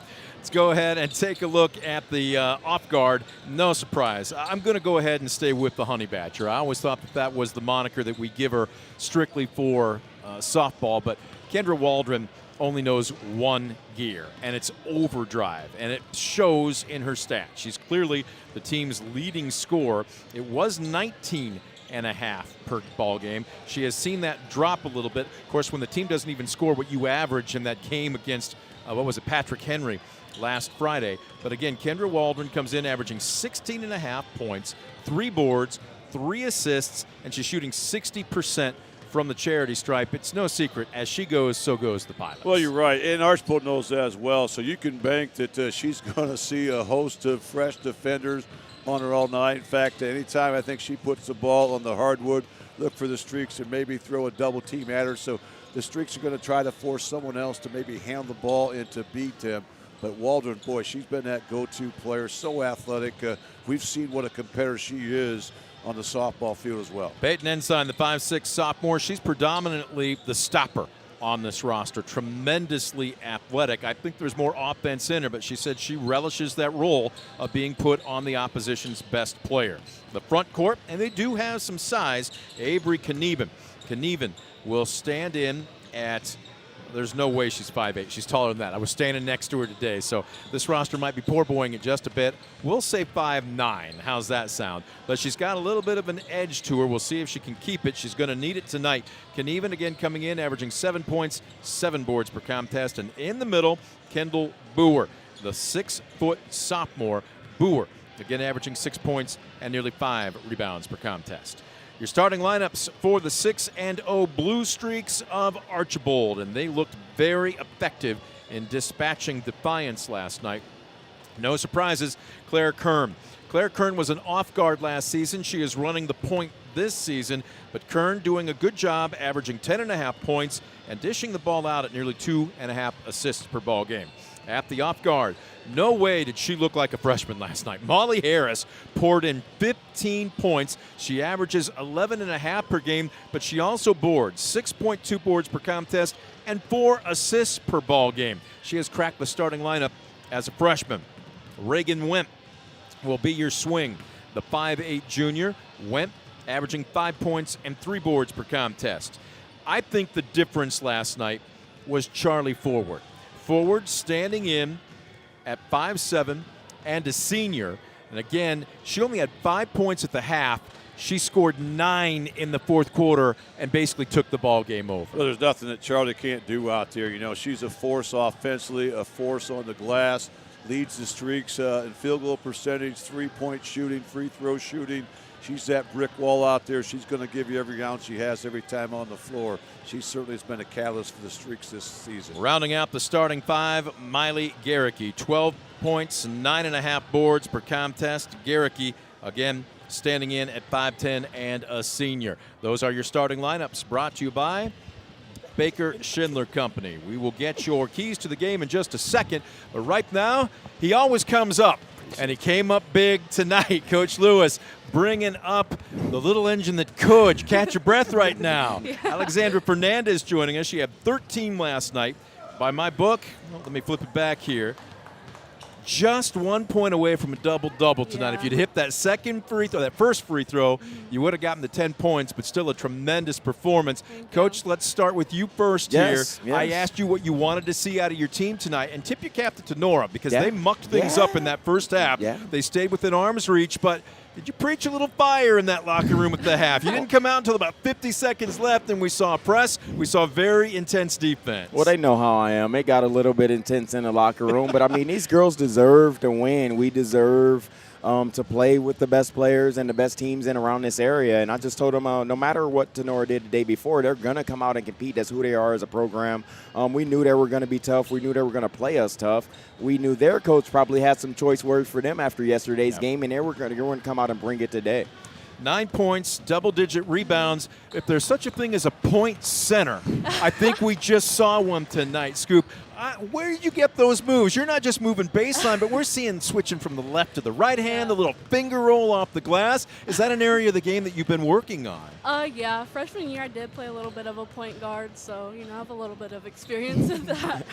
Scoop, she's smiling now, but, man, she is all business when she's on that court. Yes, she was. What a great performance. And, Coach, got to ask you, officials did a nice job letting teams play, but you guys just seemed to really be the aggressor there. You did a great job of getting to the stripe, and then you really cashed in. Talk about the importance of that. Yeah, just senior leadership. Having Alex, having Bella, Nadia being a varsity player that led her last year, just playing a lot of minutes. I feel like we executed down the stretch, and that's something we struggled with in years past. But like Alex, just getting the ball on a fast break and kind of pulling it out, just understanding kind of what we're trying to do and what we're trying to build here, and come away with a win instead of 2 points was just a big thing to me. It just showed me that she's kind of understanding who we need to be as a team, play together every time we step on the floor, and I think that's what we did tonight. You got a pair of AA batteries, Aliana Sturtz and Alexander Fernandez. Yes. You two played really well off of each other, and Yes. she's just a freshman, but you seem to have very good chemistry with each other. I don't know what happened, how we connected, but the high and lows, it works great. What's the communication like between the two? You're very vocal on the court? Yeah, we are.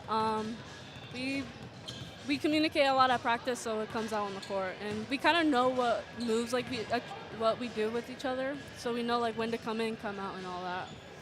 And Coach, anytime you get points for your defense, it's always a plus. Yes. I thought your press really created some extra opportunities, and then your kids did a great job of being unselfish on those 3-on-2s and 3-on-1s. Talk about that just a little bit. Well, I preach to the girls all the time, and they may give me a crazy face, but I'm like, listen, we got to play together as a team. That's who we are. Once we play better as a team, individually we all have our different skills, but when we can all put it together is when you see the best Defiance Lady Bulldogs basketball, and I think that's kind of what we got tonight in that second half. Keep the train rolling. It's going to be a tough one Friday at Ottawa-Glandorf, but you know what? If you got an ounce of competitive juice in you, you want to play that game, don't you? Yeah, we just talked about it in the locker room. We'll be ready as prepared, and we're going to do the scout. We're going to practice tomorrow, and we'll get after it Friday. Well, first things first, at least enjoy it tonight, will you? Yeah. Congratulations, Thank Coach. you. Thank you so much. Double A, congratulations Thank you so to much. All right, you guys have a good one. 2-5 on the season as we are still here, about 30 seconds away before we get set for tip-off for game number 2. Let's do the keys to the game here. Let's go ahead and start with the visitors. Let's start with Ayersville.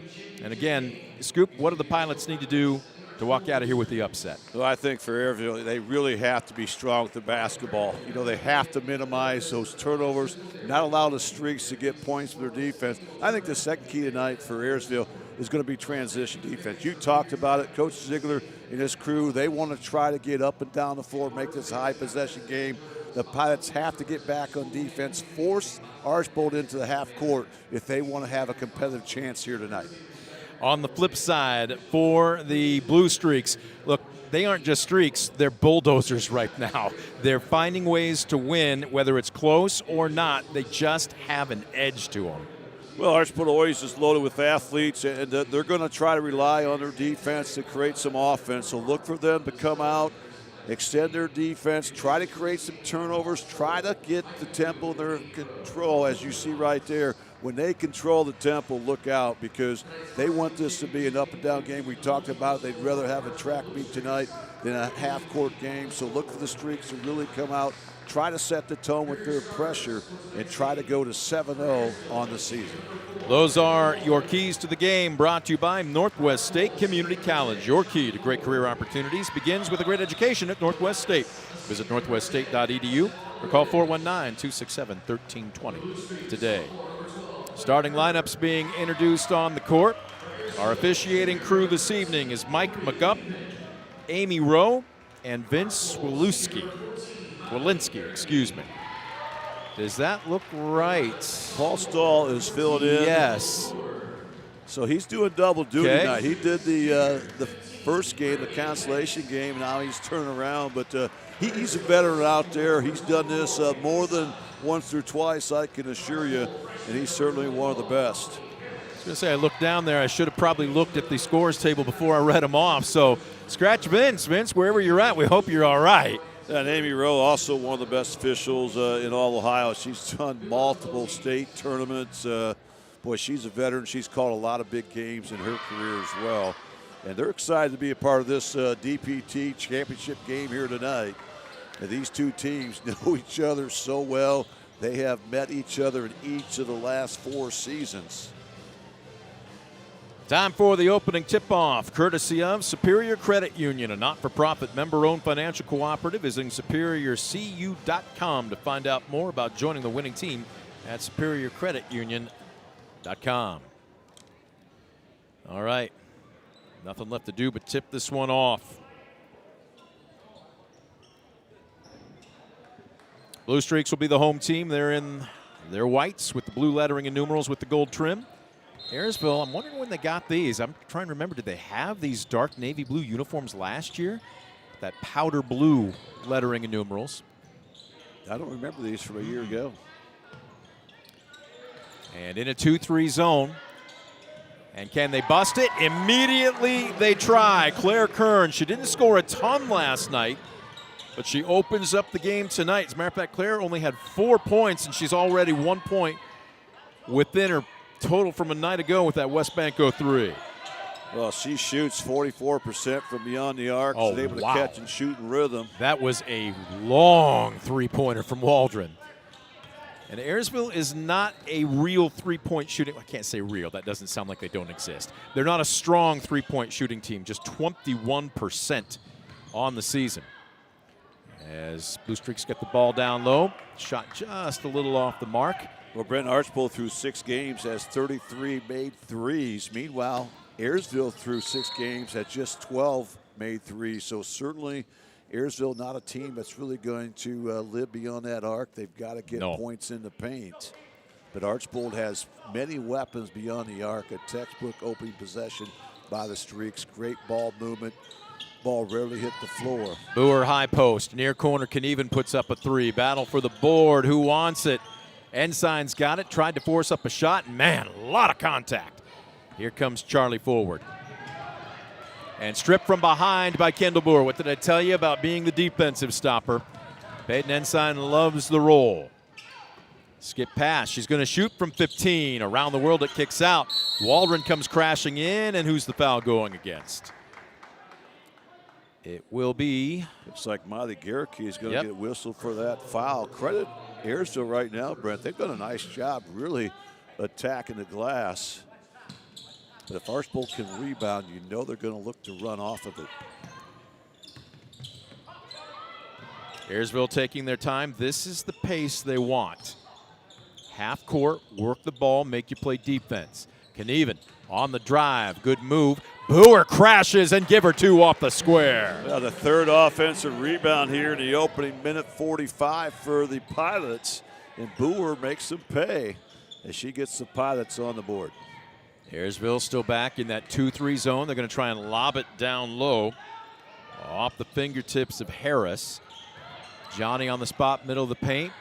Back out to forward on the drive. She's just got such, I'm trying to think of an adjective to use.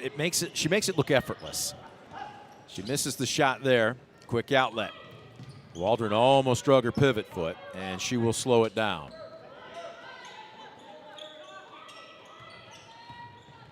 Pilots looking to take the lead, down 3-2.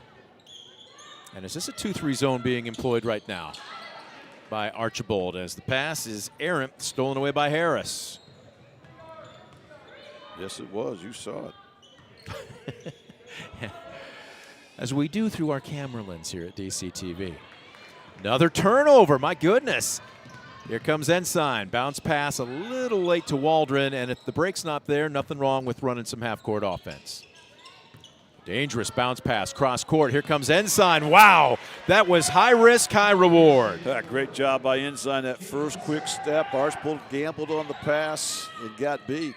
Forward, wide open, corner three. Goes begging off the front of the iron. Waldron with the rebound, and look at this. Can Badgers run? Yes, they can. Left to right, and misses too hard off the glass. Loose ball underneath, jump ball the call, and the arrow stays with the Pilots. Another offensive rebound here for the Pilots, and how about Ayersville going downhill that time with Waldron trying to get the finish. She will inbound. Top of the key, Knieven. Look at this, a rare shot, halfway down, but Aldridge sees it spit out, and we've got a whistle underneath.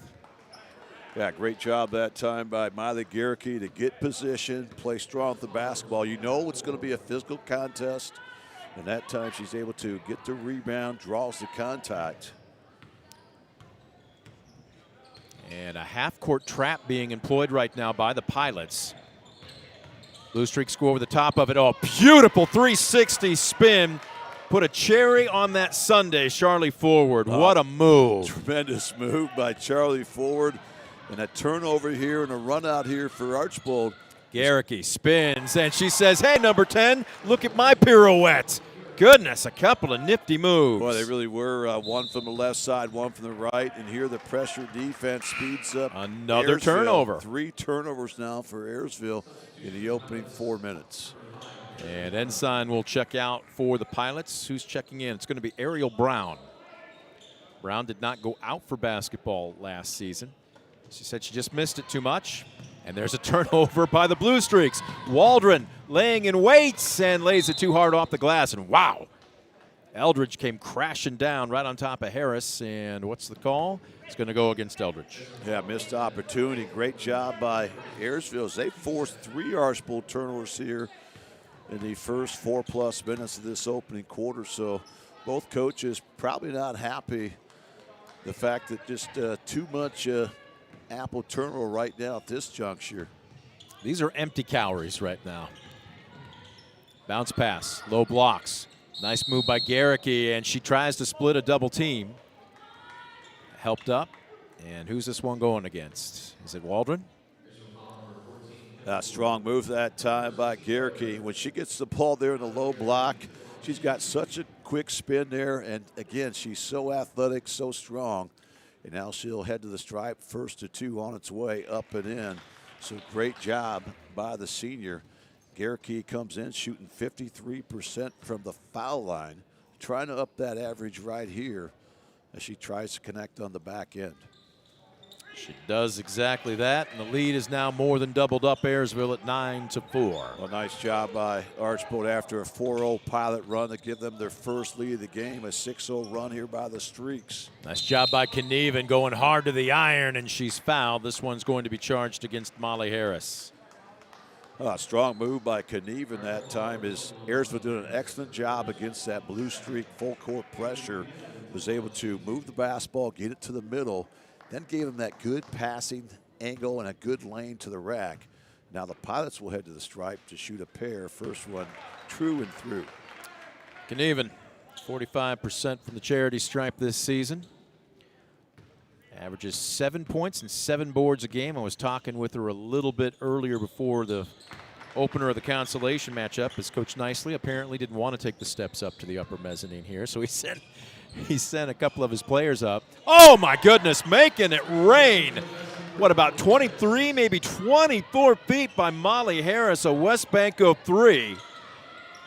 Oh, wow. Great job there by the freshman. And we've seen her connect many times here. And there's a good answer at the other end as Ayersville beats the Streak defense one more time. And Avery Knieven gets the bucket from ground zero. Much needed hoop there to make this a one-possession game. It's a good backdoor cut, but it was a great pass by Waldron as forward on the drive. Nothing doing, but rebounded and a garbage putback for Miley Garricky. She had 15 last night, and she is continuing where she left off with 6 early here. Yeah, it's going to be so important for the Pilots to keep Archbold one and done. Those second chance opportunities are really going to hurt Ayersville here tonight. Boer with a tough move, but a little high off the glass, and here comes another fast break opportunity for the Blue Streaks. Kern stops, kicks it back out. Harris, was that ball partially deflected? It looked like it took an odd angle off her fingertips. Either way, it's going to be Ayersville basket. Yeah, I just don't think she had it clean in her hands. Normally when she's able to catch and shoot in rhythm, she's going to be awfully lethal, but that one rims out. Ayersville dodges the bullet right there. Brown will check out for Ayersville. Checking in, Michaela Giesige, number 42, saw some time off the bench last night. Also checking in for the Pilots. I believe this is, turn around, give me your number there, young lady. Waldron drives, smacks her hands together as she missed the close jumper. Yeah, good take by Waldron, but again, the physicality inside has really made it difficult to finish. Hannah Allstetter has checked into the game. Out of bounds. Archbold does such a great job with the aggressive matchup defense here at the other end. 14-8. Right now, this tempo is probably as close to what Tim Nicely for the Pilots would want. Yet at the same time, you're down by 6. Just goes to show you just how balanced Archbold is. Turnaround jumper from the high block, so almost banked in by Boer. And a tough board by Garricky. She is undersized for a 5, but man, does she stick her nose into things. Off the drive, Harris, one and done. Boer with the board. Do the Pilots want to run here? They'll slow it down. Oh my goodness, heat check by Waldron that barely catches iron. It's going to be kicked out of bounds by Allstetter. I wouldn't say panic by Kendra Waldron, but that's not the shot in the offense that I think Tim Nicely wants right now. Well, she feels the pressure on her early and often here, and I think she's trying to maybe do a little bit too much right now. She's rushed some of those shots when she's had some nice drives. She's rushed it. I think she needs to stay with her in the game because we know how good she can be. Without question. Kaylin Hastet checks in. Giesege's going to launch a 3. Look at this! Another West Banco 3, this one coming off the bench. Well, how about Gieseke there? 3-ball corner pocket and just 15% beyond the arc on the season. Has a big one there, and Ayersville, great job holding Archbold to one and done. Chance to maybe tie it here with the 3. Bullet pass, nice look by Waldron. Nice turnaround, quick jumper by Allstetter, and they've cut the deficit to 1. Bullet pass, here comes forward. Dribble penetration, a lot of contact, loses the basketball. Pilots want to run, rare fast break opportunity. Waldron crosses over. And now they'll set up their pattern offense. Waldron cut off, forward. Boy, that's athlete on athlete right there, man. Boer high blocks, low blocks. Turnaround jumper goes skimming off the mark by Allstetter. They got a good look. Offensive board. Waldron from the top of the key. The draperies swish. The Honey Badger drains a West Banco 3 just before the buzzer sounds. And look at this. Coming back, all of a sudden, a 2-point lead for the Pilots as we have played through 1, 16-14. We'll take a quick timeout. We're back with quarter number 2. You're watching the championship game of the 2025 DPT Classic on DCTV Sports. For the past 70 years, Midwest Community Federal Credit Union has been your financial partner, helping you achieve your dreams and secure your future. Midwest Community Federal Credit Union, with locations in Defiance, Bryan, and Napoleon. Find out more at midwestcommunity.org. Estill Chevrolet Cadillac is this area's new and used car headquarters, earning your trust one satisfied customer at a time. Estill Chevrolet Cadillac, North Clinton Street in Defiance, and online at drivebobestill.com.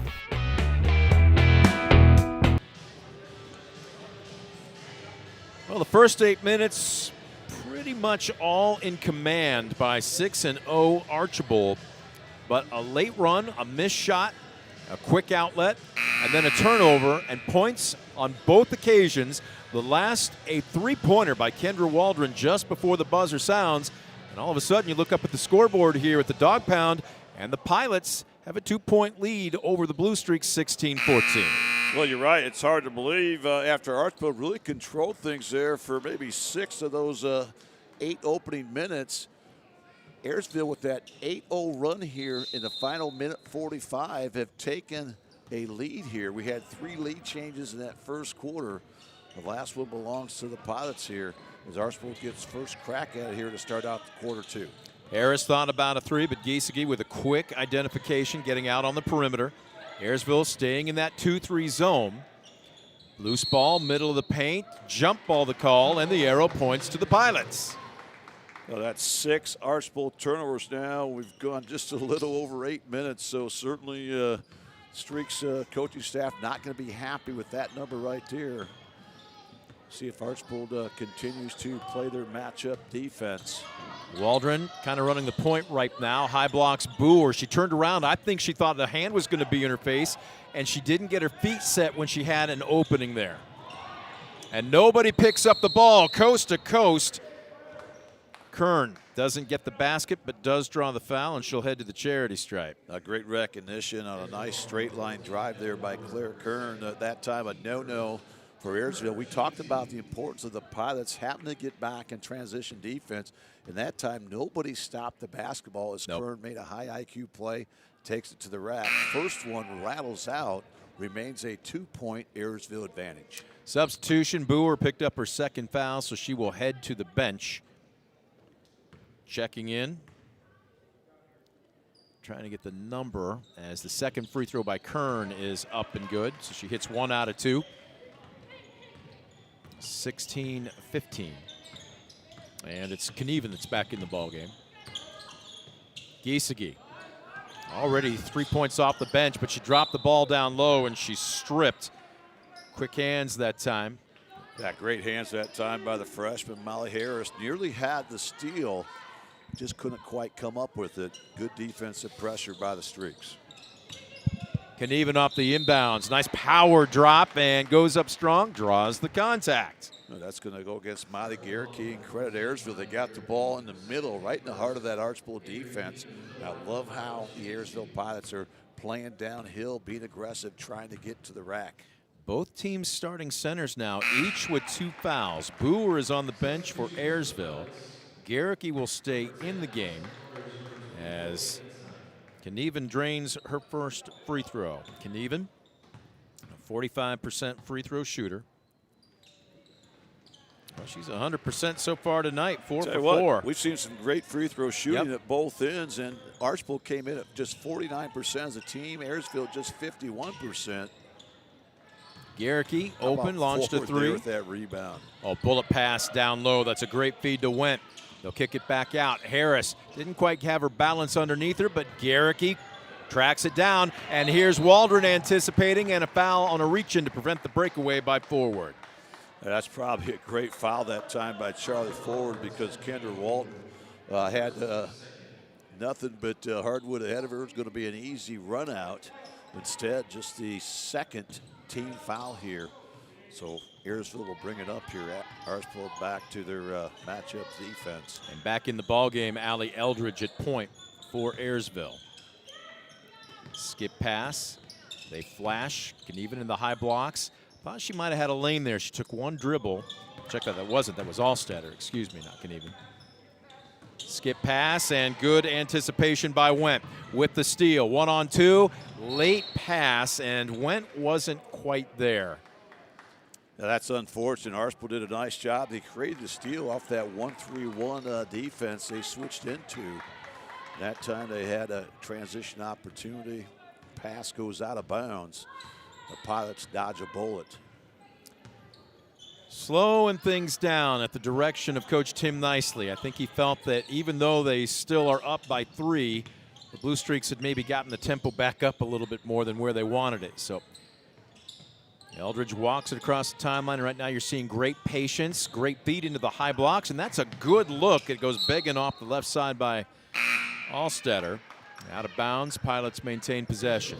And another extra opportunity here for Ayersville. In that first quarter, Brent, Ayersville had 6 offensive rebounds.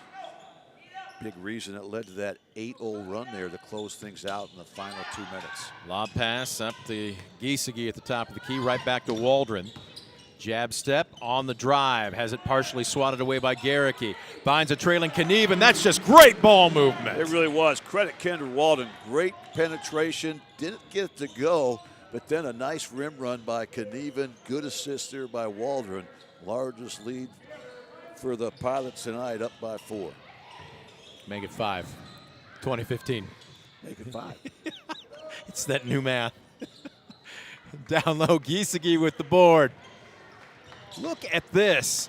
Again, we're not even halfway through the second quarter here, but right now, I would say this is probably being played at a little bit faster of a tempo that Ayersville would like, but certainly slower than what Archibald would like.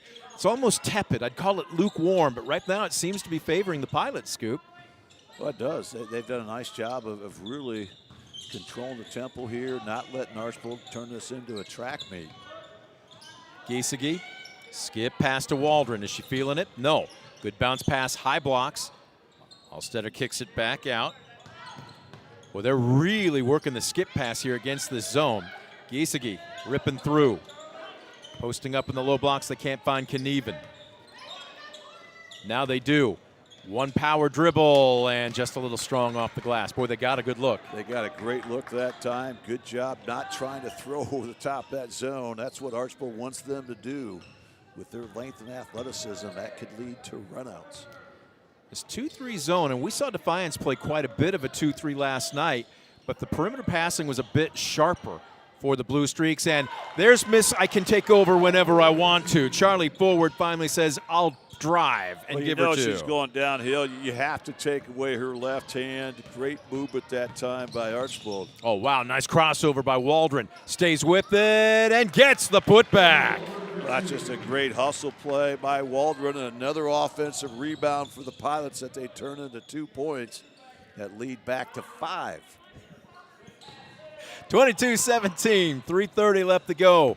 Long 3 by forward, misses everything. You know, is Charlie Forward thinking about playing, or is she signed anywhere at the next level?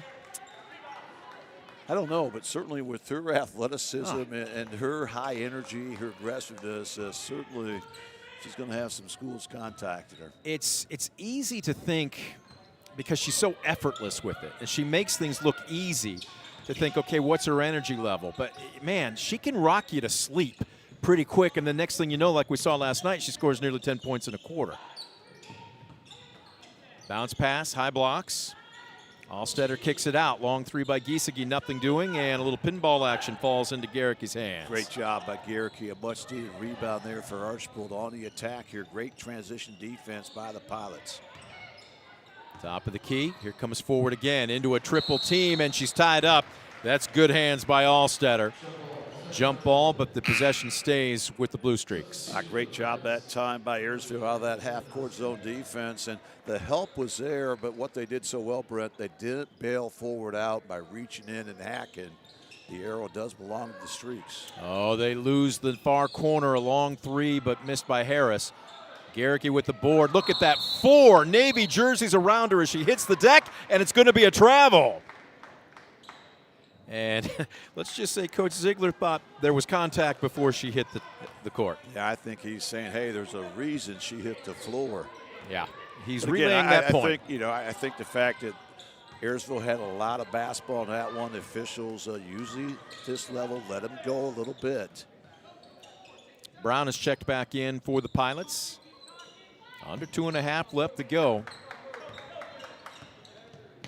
Uh-oh, stepping on the end line, and unfortunately for the Pilots, Hastet wasn't aware where she was standing. Now that time, just maybe a quarter inch, you could see her heel just catch that sideline. Great call by Amy Rowe there. The Pilots turn it over for the 5th time tonight.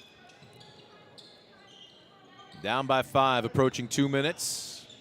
What Kern thought about pulling the trigger. Working against Eldridge. Into the paint. Boy, the defense is just collapsing in this 2-3 zone. You aren't getting into the paint without at least a pair, if not more, Navy jerseys collapsing on you. Right, and Archbold needs to continue to attack that paint, but they need to go inside out. I think that's what's going to free up Molly Harris, Claire Kern out there beyond the arc. That's just the second team foul here against the Pilots, so Archbold will run a baseline out of bounds here, trailing by 5. Oh, they lose forward in the far corner. Nice pump fake on the drive, and that's just sweet. Tell you what, she makes it look so easy, and again, you have to close out under control on forward. She loves to go downhill. She loves to get to the rack. Great finish by Charlie one more time. Low post, nice setup by Allstetter. That's what you call doing your work early. I'll tell you what, that's a great possession there by Ayersfield. They're able to get that one-on-one isolation down low. Strong post-up move. Great job using the window. Lead back to 5 down for Ayersville.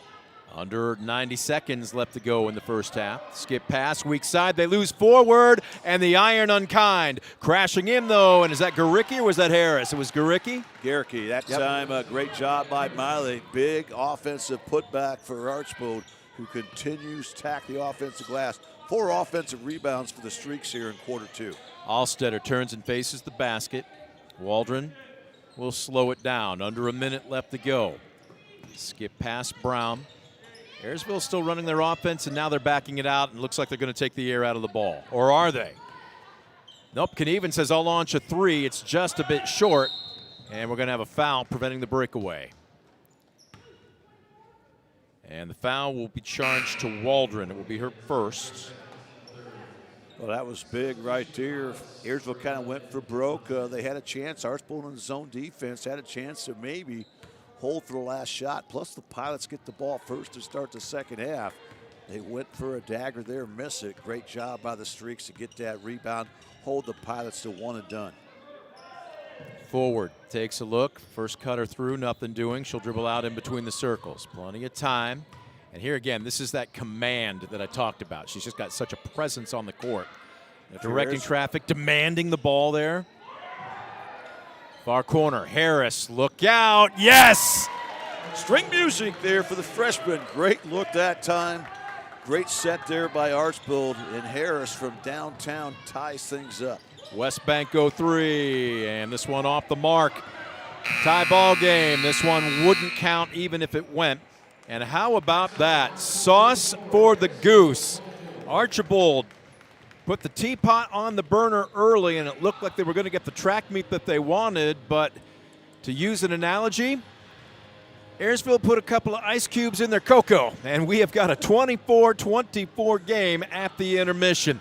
We'll take a quick timeout. Your Midwest Community Federal Credit Union halftime show. When we come back, you're watching DCTV Sports.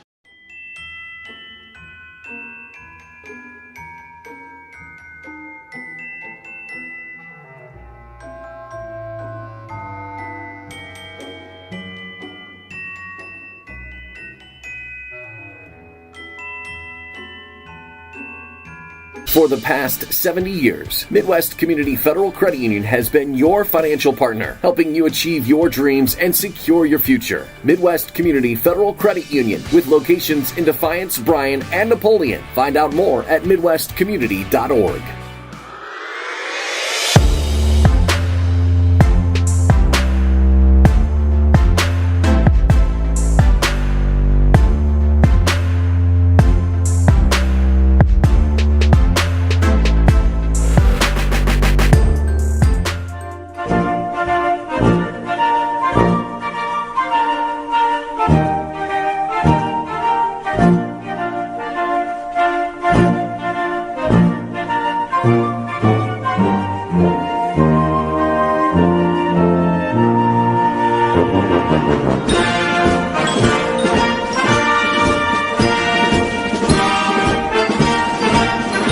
Top quality healthcare education at Northwest State.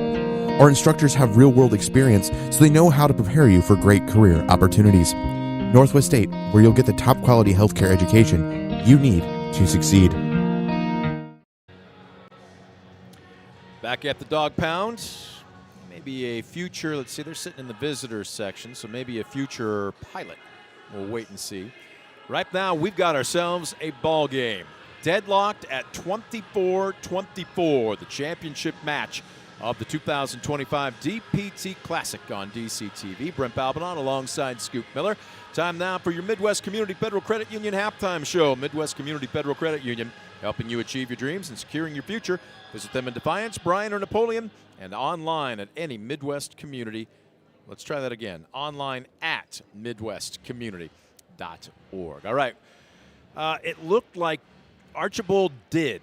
It didn't look like. They did get the tempo they wanted early to start the game. As a matter of fact, a couple of quick threes by Claire Kern and Molly Harris. Matter of fact, Molly Harris had 2 of the 3 first threes of this ball game, and it looked like Archibald was off and running. But then all of a sudden, Ayersville slowed the tempo down. They ratcheted up that collapsing 2-3 zone defense, hit a couple of threes themselves. Next thing you know, you've got just a mild salsa kind of ball game. What stands out to you? Credit Ayersville. You're exactly right, Brent. The way they were able to turn what was a tough start into a good finish that first half was impressive, because we talked about the keys ahead of time. For Ayersville, it was value the basketball. They did that. They only had 5 first-half turnovers. Anytime you're playing Archibald, they're going to come out and pressure you. They're going to try to really make it a high-tempo game. But Ayersville did not allow the Streaks to get points from their defense. I thought that was huge. The other thing is transition defense for Ayersville I thought was tremendous. The Streaks had to get most of their points out of the half court. Credit Archibald. They did a nice job on the boards. 18-13 advantage. They had a lot of second chance points, but I thought Ayersville was able to neutralize that by hitting the boards themselves. They had 8 offensive rebounds that first half, so I'm sure both coaches are going to talk about the fact we're giving up too many offensive rebounds. But I think if you're Tim Nicely, you had to be pleased the fact you only had 5 turnovers against such a scrappy Archibald defense. Let's take a look at your Arthur Law Firm Stat Tracker stats. If a serious injury from a car crash puts you on the injured list, call the personal injury attorneys at Arthur Law Firm, serving Northwest Ohio for more than 50 years. Get the compensation you deserve and back in the game with your winning team at Arthur Law Firm. Taking a look at your unofficial, although they do add up, offensive stats. We've got 2 players each with 8 points. Let's start with the Blue Streaks. 4 of their 5 starters have accounted for all of their offense so far tonight. Miley Garricky, the center, with 8 points, including a couple of free throws, a half a dozen apiece for Charlie Forward, and Molly Harris, who hit a pair of long threes, and then 4 for starting point guard Claire Kern. On the flip side, 4 of 5 starters have picked up most of the offense for the Pilots tonight. And how about this? Avery Knieven. She averages 7 points and 7 boards per game. She's got 8 points already, and she has been very aggressive, not only posting up, but also off the drive. And how about this? She's getting to the free throw line, a perfect 4 for 4 tonight. This is, I don't want to call it unexpected or hidden offense, but certainly she is stepping up when her team needs her tonight. Well, she's really stepped up. Now, she hasn't done anything that we knew that she couldn't do. Absolutely. But she's really done a nice job of finding a way to attack that Archibald defense and then doing a great job of finishing from the free throw line, something that's certainly going to be big here as this game unwinds. Leading scorer Kendra Waldron, who averages 16.5 a game, has 5, including a big 3 just before the buzzer at the end of the first quarter. After that, the production drops off a bit for the starters. Peyton Ensign with a deuce. Kendall Boer with 2. She's played with foul trouble through much of the first half. 4 points for Hannah Allstetter off the bench. She's been a spark plug.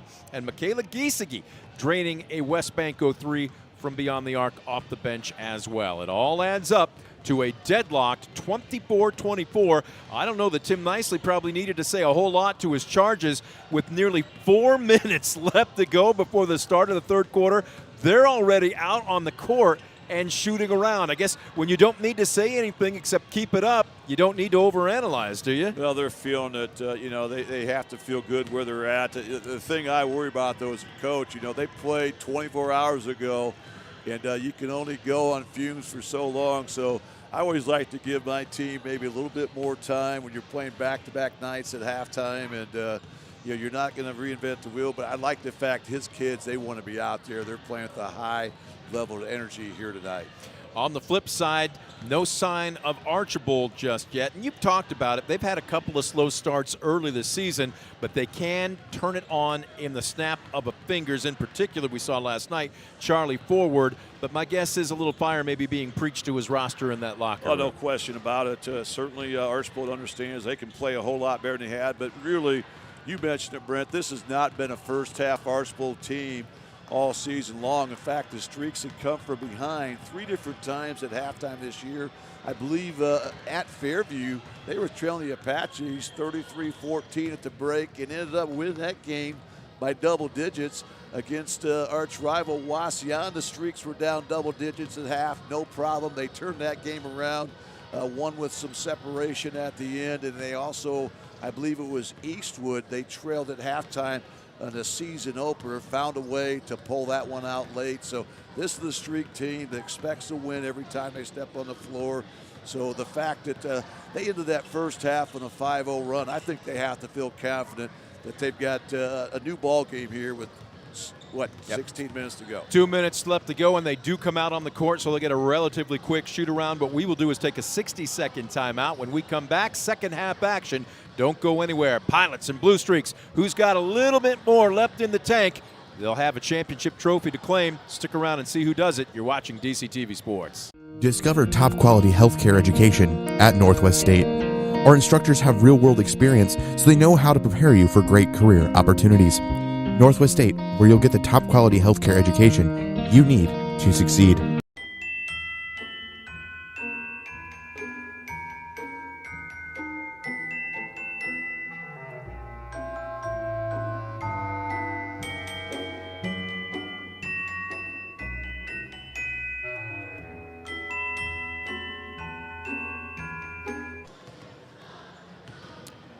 And 1 minute and 9 seconds left to go. Shoot around is done. Ball's back in the racks. We get set for the buzzer to sound. Second half action here on DCTV Sports. Brent Balbanon alongside Scoop Miller. Championship game of the 2025 DPT Classic on DCTV Sports. Maybe someday we'll sponsor our own tournament. What do you think? Right now, maybe in the backyard, probably in June or July. Miller residence, fire up the grill a little bit. Got a Miller basketball Dome. pad. Thunderdome. I love the nicknames for most of the venues around the northwest portion of the state. You've got the Dog Pound here at Defiance. Paulding has the Jungle. Ayersville has the Hangar. The Thunderdome at Archibald. One thing I talked with Jake Essig, the athletic director over at Tenora, they've got a relatively brand new gym as well, about the same time that Ayersville's was built, and they don't have a nickname for it. We have tried to call it the Emerald, but I don't think it's caught on yet. Well, it's the Jewel City. Why not? Why not? But I think Eden Bombers are the ones missing the boat. I'm not sure why they don't call that the shelter, the Garden of Eden. I'm not sure. Okay.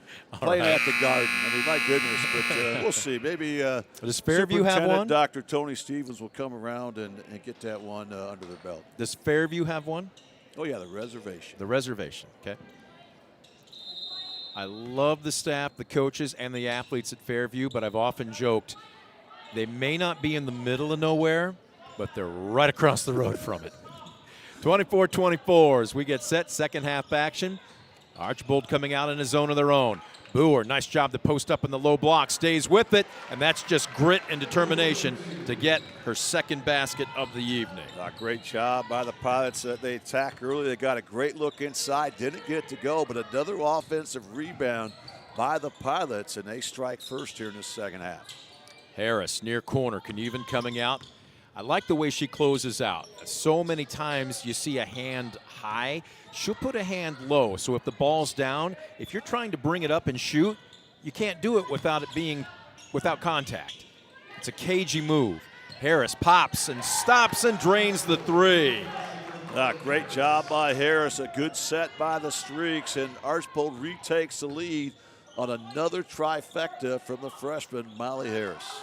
A West Banco 3. Those are starting to mount up here for the Blue Streaks as this game unwinds. Boer goes up strong. Garricky got a piece of it. It's out of bounds. Molly Harris, all 9 of her points have come from beyond the West Banco arc.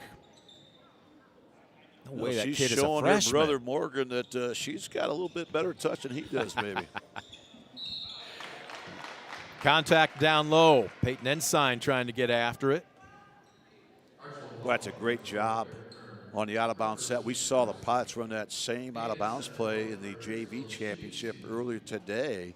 And that time they get a good result, draw the contact. Now they'll have a chance to tie things up or take the lead from the charity stripe. First one will rattle out. Ensign, the second best free throw shooter on this Pilot roster at 64%. The first being Allstatter. Second is on the way. It's long. And look at this. Boer goes up strong. Halfway down, it spits out. Garricky taps it to Harris. Good transition D by 5 Navy jerseys to get back. Forward on the drive. Scoops it up. It's a little hard. Great move by Forward once again, but the Streaks caught watching the rebound. No one for Archbold went to the glass. Up, quick hands, but that far out, the officials almost always going to call the foul. Kern picks up a cheapie. It's her second. Yeah, that's one she'd like to have back. Just try to do a little bit too much there. No reason to swipe the arm across. Made that an easy call for veteran official Paul Stahl. Pilots will run a side out of bounds play. Trailing by 1, trying to retake the lead after that 3-ball from Molly Harris from the left corner. Allstetter working against this 2-3 zone. Waldron testing the waters, now picks up her dribble. Looking for Boer in the high blocks. Knieven low blocks. It's tapped away, but Johnny on the spot is Ensign. Well, that time the Pilots try to go high-low, something they've done very well year after year. That time, good defense by the Streaks down low to force the deflection. Pilots reset. Oh, wow. Heat check from Waldron that barely catches iron, but it's out of bounds off of Archibald. Yeah, just a lot of second chance opportunities for the Pilots. We'll see if they can execute on the baseline out of bounds once again. Waldron will be the trigger woman. Fakes the inbounds pass, lobs it out in between the rings to Eldridge. Pilots trying to retake the lead. Knieven on the drive. Nice bounce pass to Boer. Left it short, followed her shot, got it swatted. Boy, Archibald fighting with themselves, and Forward wasn't quite ready for that pass, and look at that. Quick hands by Waldron. Crosses over. A little hard off the square. Bodies flying everywhere. Well, that was a great run-out opportunity for Waldron. Again, just maybe rushing that shot. She had a tremendous crossover move that got her to the rack. Well, Scoop, and this is huge because Boer has just picked up her 3rd foul, and she's going to have to come out of the ball game. And for more than just spot minutes. And I'm not sure Tim Nicely will have the luxury of setting her out the rest of the quarter. She's just going to have to play smart here. You want to get the mileage out of her, especially with the matchup problems that the Pilots will have inside against this athletic. We'll say this, though. Allstatter did more than hold her own as a reserve in that first half, but here's another long 3 off the mark. Rebounded by Went. Muscles it up, leaves it short. Went staying with it, but loses the ball. This is just helter-skelter right now. Forward. Oh, coming out to identify, and you saw that coming. The pump fake in the drive, and that is just a high basketball IQ by Charlie Forward. That really was. She's done such a tremendous job. And again, she just competes out there. You know, she's going to put pressure on you from an offensive standpoint, and defensively, with her athleticism and length, she creates problems. They lose Went. Check that, Garricky, and we've got a whistle. Who's the guilty party here? It's Allstetter. Allstetter has just picked up 2 quickies. Garricky to the charity stripe. I would look for Archibald to get Miley Garricky a lot of looks here down the stretch here. It's been a tough matchup, I think, for Ayersville when she gets the ball inside. Garricky, a 53% free throw shooter. This one goes begging off the right side. And here comes Giesecke in for Ensign for Ayersville. Garricky had 15 last night. By her own admission, is undersized in virtually every ball game, but yet sticks her nose in. Very tough nut. She's got a big heart, though. Plays so hard at both ends of the floor. 28-26. Player as well. Look at this press, and Eldridge is dribbling the wrong way, and I think we're going to have a timeout being called by Ayersville's bench. Otherwise, a 10-second call was coming. 30-second timeout, so we will keep it here. Now, looking ahead for both these two teams after tonight, it will be back in action on Friday. Ayersville will make the bus ride to Edgerton. And a bus ride also laying in wait for Archibald, as they don't play, though, until next week, Scoop, the 16th. So they've got a little bit of time off before they travel to Pettisville. Well, remember, Archibald, this is their 7th game here. Some teams, Paulding, I think, is 2-0. There's a lot of teams that really haven't had a lot of games, so the Streaks probably can use a little time. But, again, what a great start for this Archibald team. We mentioned the fact that they've kind of been the cardiac comeback kids this year 3 times this year, trailing at the half, but still remain unblemished here at 6-0. And right now with a 2-point lead after trailing by 5 in that opening half. In the middle of a street fight, up by 2. And here's the steal, another turnover. Went up the court to Garricky. That's just great transition D by Eldridge. They'll kick to the corner. The 3 is off the mark. Garricky sends Eldridge to the hardwood. Jump ball the call. Arrow stays with the Blue Streaks. Great job by both teams. I like how Ayersville's trying to be physical in those checkouts. They're trying to get a body in Archibald, but Archibald up to the task. Great offensive rebound this time by the Streaks, so we'll get an extra possession.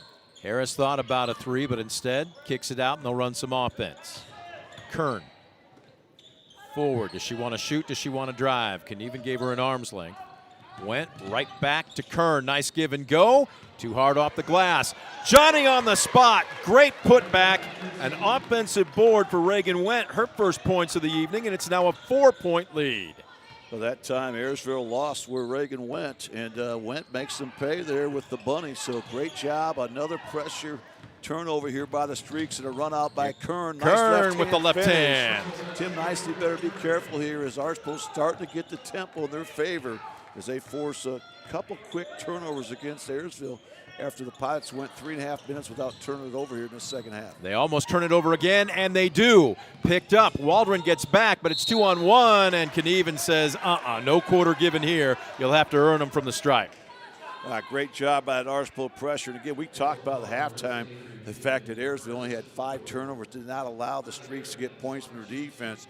But now this run here by Archibald has all been off their defense. An 8-0 run right now by the Streaks, trying to make it 9-10.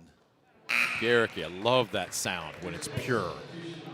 You can hear the ripcord. String music, good-looking stroke by Garricky.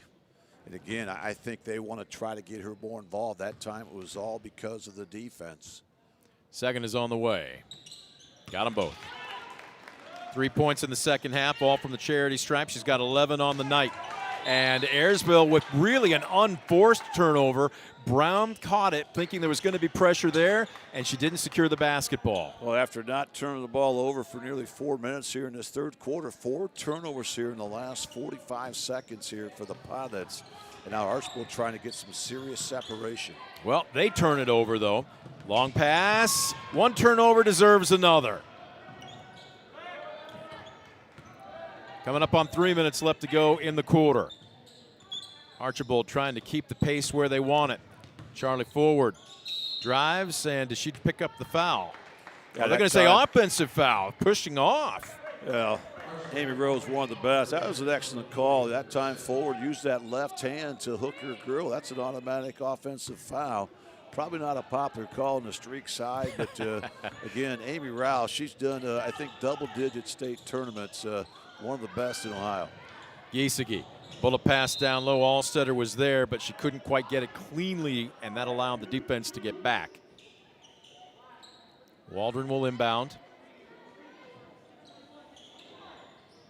Pilots have been held to just 2 points here in the third quarter. Giesecke says, give me another. Well, that's deja vu all over again. We saw that same play in the first half at the other end.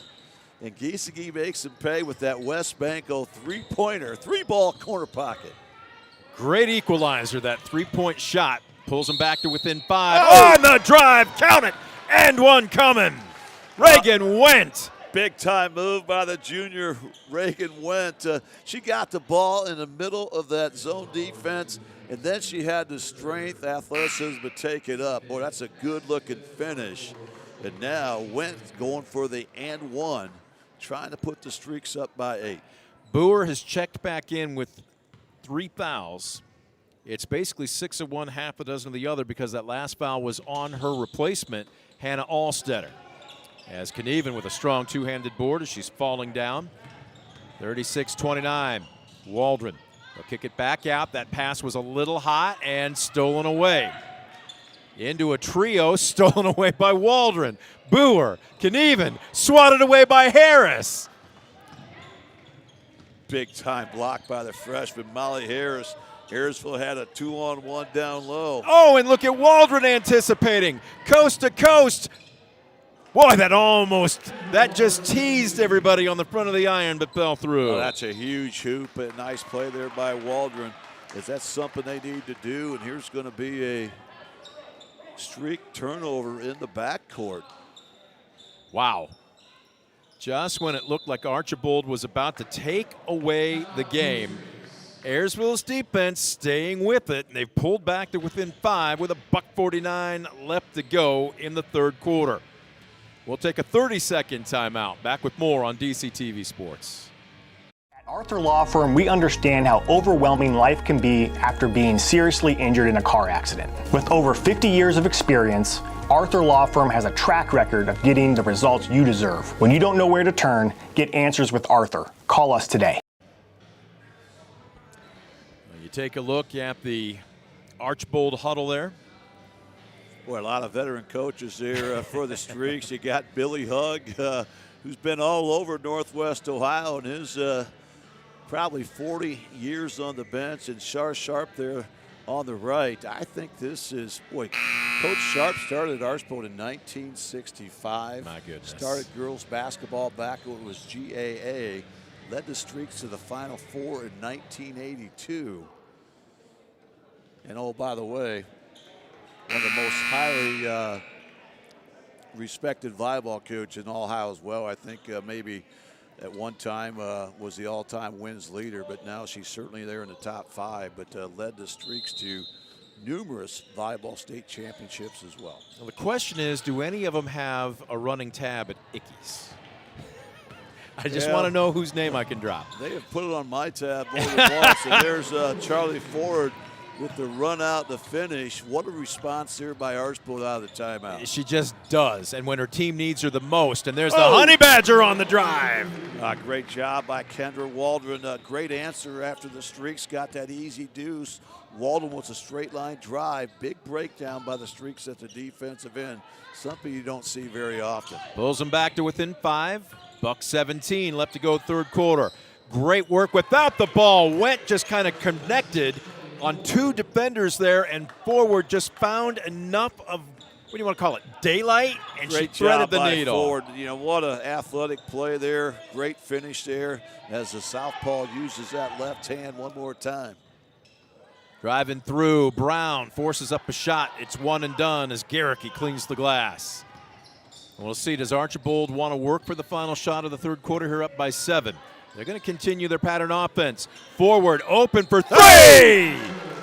Great offense that time by the Streaks. You know, they didn't rush things. They had the time on their side, but there's certainly, you want to attack, you've got things going your way, and that way, that time forward able to catch and shoot in rhythm. Well, look at this. All of a sudden, a double-digit lead. Giesecke. And is somebody fouled? Do we have a foul away from the ball? There was a little bit of banging in the high blocks. It's going to go against Kern, her third. That's the last foul to give for the Streaks, but you can't carry them over, so that's probably a good foul right there. Ayersville will set it up underneath their own hoop. Down by 10. Knieven open from 18. Off the base of the iron, but Giesecke with the board.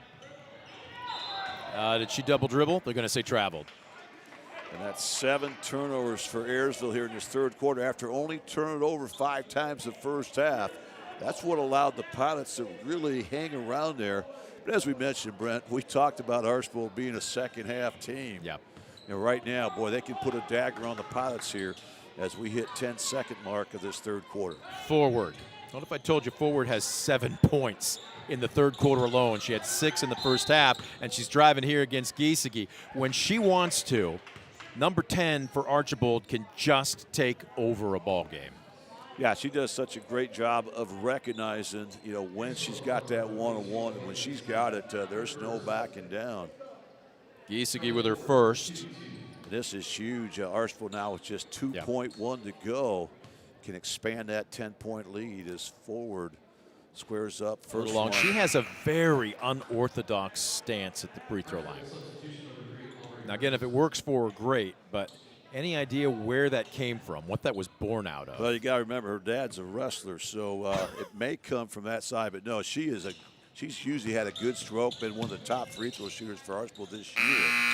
Buzzer sounds, nice save by Knieven, but too long of a shot attempt. And as we come to the end of the third quarter, what was deadlocked at 24-24 at the half has turned into a 10-point advantage, 43-33 for Archibald. We're going to take a quick timeout. The final 8 minutes. When we come back, somebody is taking home the DPT championship.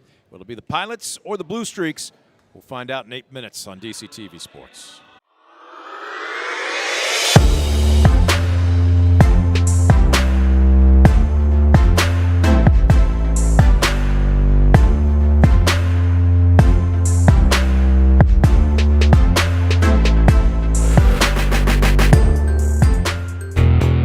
Estill Chevrolet Cadillac is this area's new and used car headquarters, earning your trust one satisfied customer at a time. Estill Chevrolet Cadillac, North Clinton Street in Defiance, and online at drivebobestill.com.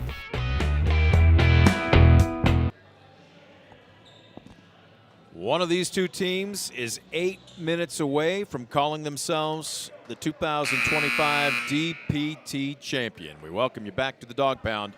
Defiance High School Gymnasium. Brent Balbinot, Scoop Miller.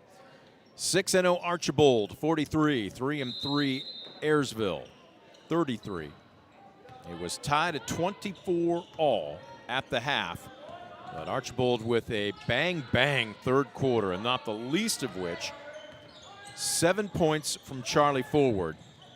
They still have to finish. And another turnover. They tried to go into Boer. Forward's there going up against Waldron. Shot was altered. First putback no good. Second putback no good. Forward with it. She's in the middle of a trio. Do we have a foul or a travel? We're going to have a foul. It's going against 24? 42. Yeah, Michaela three Giesecke. offensive rebounds, and that sequence alone for Archibald continues to dominate the glass. The inbounds. Oh, they lose her and went with an easy lay-in. 6 points on the evening. Great entry by Aubrey Hurst that time. The spot went on the rim run. Largest lead of the night. Belongs to the Streaks at 12. Bounce pass. Boy, that threaded the needle. It was close. Waldron with a pump fake. Now using her dribble. Knieven trying to go down low to Boer. Telegraphed it. Stolen away by Harris. Long pass up the court. Garricky cannot pull it down. Now, this is the type of game the Streaks want to get into. Unfortunately, that time for Archibald, just a little bit too much mustard on that pass. Garricky tried to reel it in with their fingertips, could not quite make the play.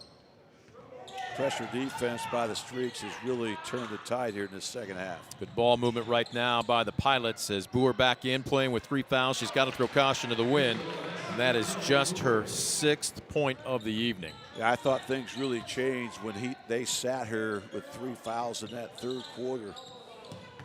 And right now they're trying to reestablish themselves, but still down double digits. Harris from 15. Great job, good-looking stroke there. Plenty of backspin on it. And that errant pass, those are the kind of turnovers that put gray hairs on a coach's head. Or in Tim Nicely's case, take them off your head. Yeah, hard to believe after just 5 turnovers the opening 16 minutes. The Pots have turned it over 10 times in 9.5 minutes here this second half. Well, and again, it's not so much. There has been some good on-ball pressure. There's been some good anticipation, if you will, jumping the passing lanes. But I think more often than not, what we've seen out of those 10 turnovers is that Archibald has just sped up Ayersville, playing just a step or two faster than what they want. And then all of a sudden, a teammate's maybe half a step out of position, and boom, it's a turnover. Well, I totally agree. The difference has been Archibald's play, not so much Ayersville. And most of the turnovers, unlike that last one, have been live ball turnovers. And you know Archibald is going to convert those into points at the other end, something we saw the Streaks do time and time again in that third quarter. And right now, Archibald up a dozen here with the basketball. Look for Ayersville to maybe come out man-to-man here, try to turn things around. With a 12-point lead and possession, how much do you want to milk the clock while at the same time still staying within the pattern of your half-court offense? Well, you're not thinking to milk the clock right now. You know, you've got things going. You still want to keep that aggressive mindset. That's what got the Streaks that separation there in that third quarter. Three, that a great feed from Wendt, and this one drained by Aubrey Hurst as the first bench points of the evening for the Blue Streaks, and now all of a sudden a 15-point advantage. Actually, that was Molly Harris here, was it Harris? From the corner, and here's another pilot turnover as Harris comes up with it, feeds forward in transition. The Streaks pulled out to Kern. Kern with the trifecta, ribs out. Ripped down by Allstetter. That's a good take by Walden, but again, she's had struggles finishing. Ripped down by Harris, and now under 6 minutes left to go. Forward wants to be aggressive, splits a double team. Oh! How about Charlie Forward there with the scoop shot? Nifty. Trying to make a bid for the all-scoop team here tonight. Give her 15 on the night, and much like last night, saving her best for the second half. Bullet pass. Boer was wide open, but the throw got just a little delayed.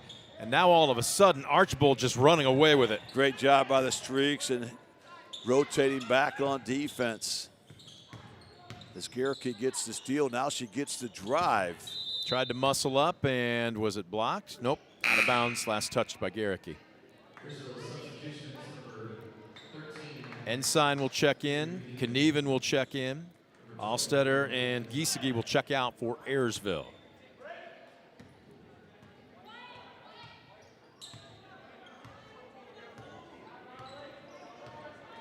Eldridge to Waldron, and again, wow, this is fatigue.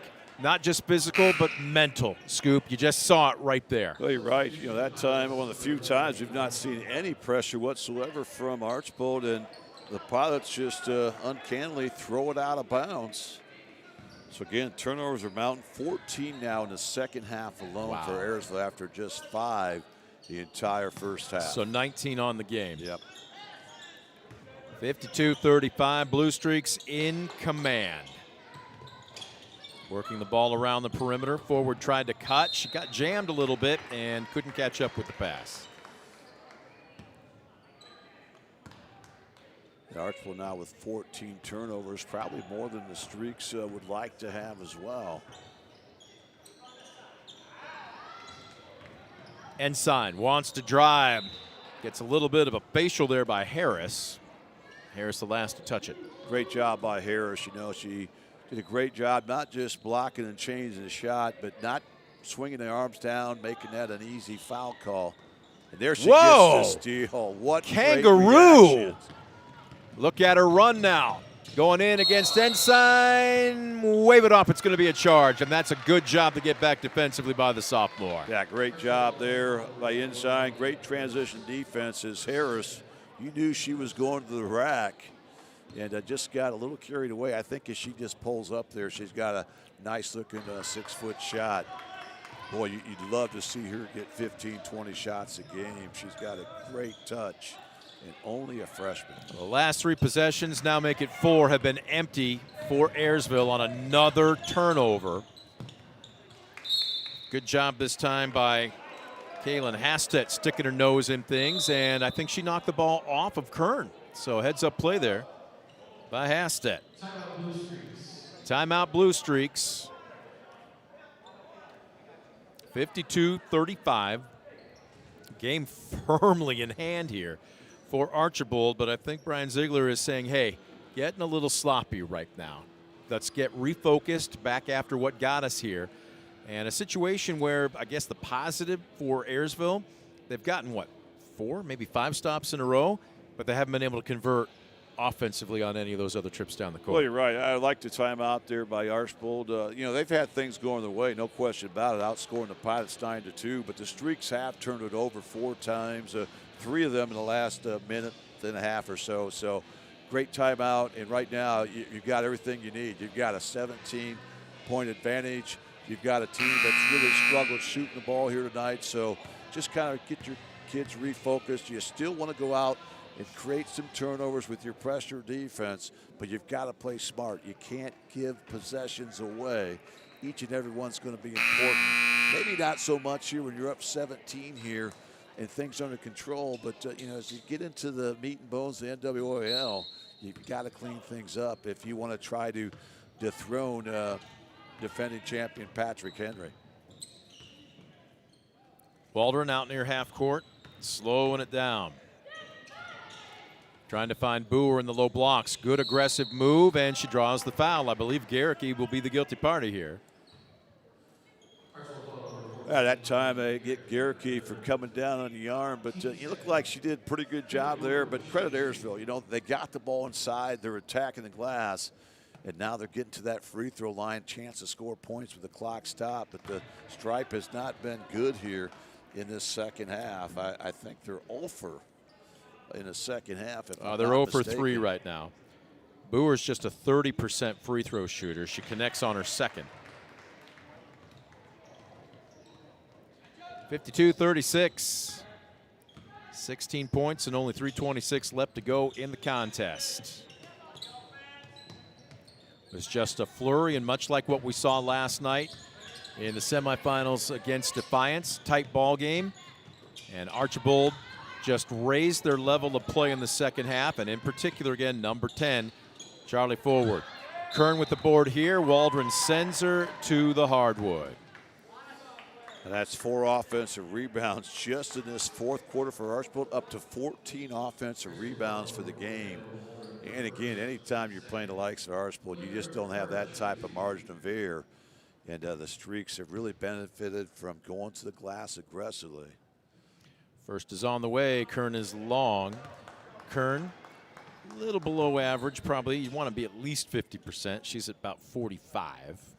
Yeah, last year as a freshman, she was honorable mention All Northwest Ohio Athletic League. This one true and through. Good looking arch. 1 out of 2. Will they press? They're going to show a token press. Substitutions. Giesecke in. Waldron will go out. Well, they were in it for the better part of the third quarter, but again, Archbold just showing why they're so tough. Hastet being aggressive. She will draw the foul. If you're going to beat Archbold, that's how you have to do it. You've got to take care of the ball against their full court pressure, and then you have to attack at the other end. You can't just bring it across and wipe your brow and say, oh, good, we got the ball into the half court. When you have those 2-on-1s, I think you've got to attack them. If not, they're going to be unrelentless all night long and really come out you at the top of that defense. Hastet rattles home her second, so she's 2 for 2. Some bench points from the reserve. 53-38. Whoa, almost a walk. Kern got midair and got rid of that ball. Harris. Well, there's just no way she's a freshman. There is no way.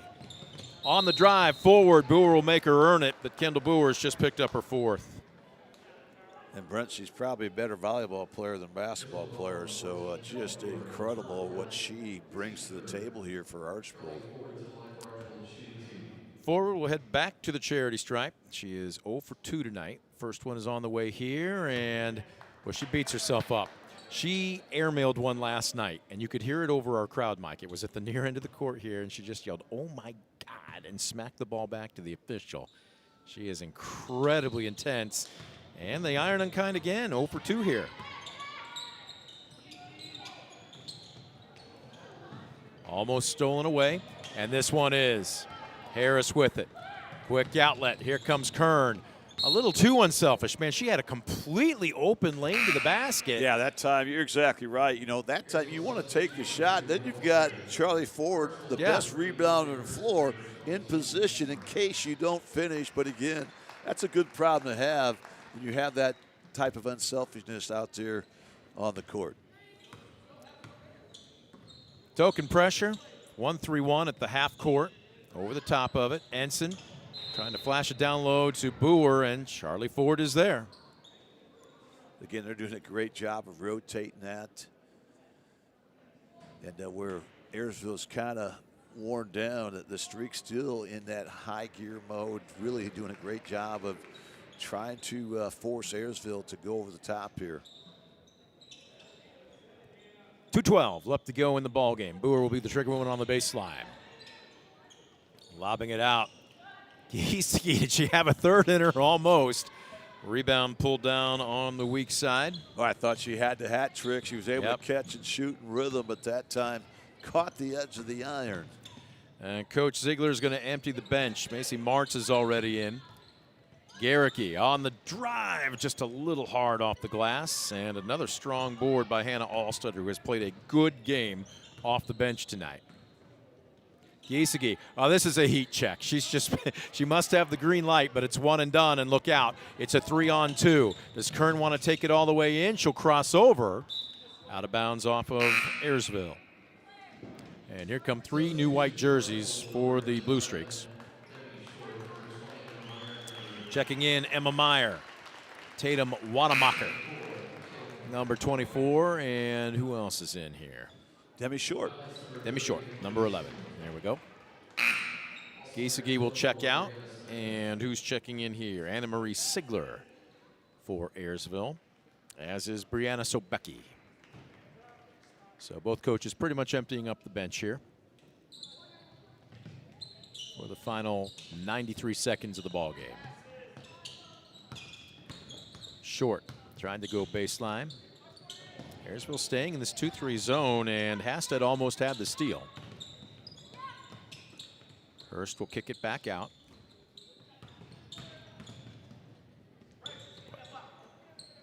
Good reversal. On the drive, Hurst, and that's just too much a travel. Boy, Boer looked over at this point with 1:09 left to go. I don't want to say it would have been immaterial if that's your 5th foul, but Kendall Boer is going to say, yeah, I'm the starting center. You think you're going to come at me? You're going to have to earn it.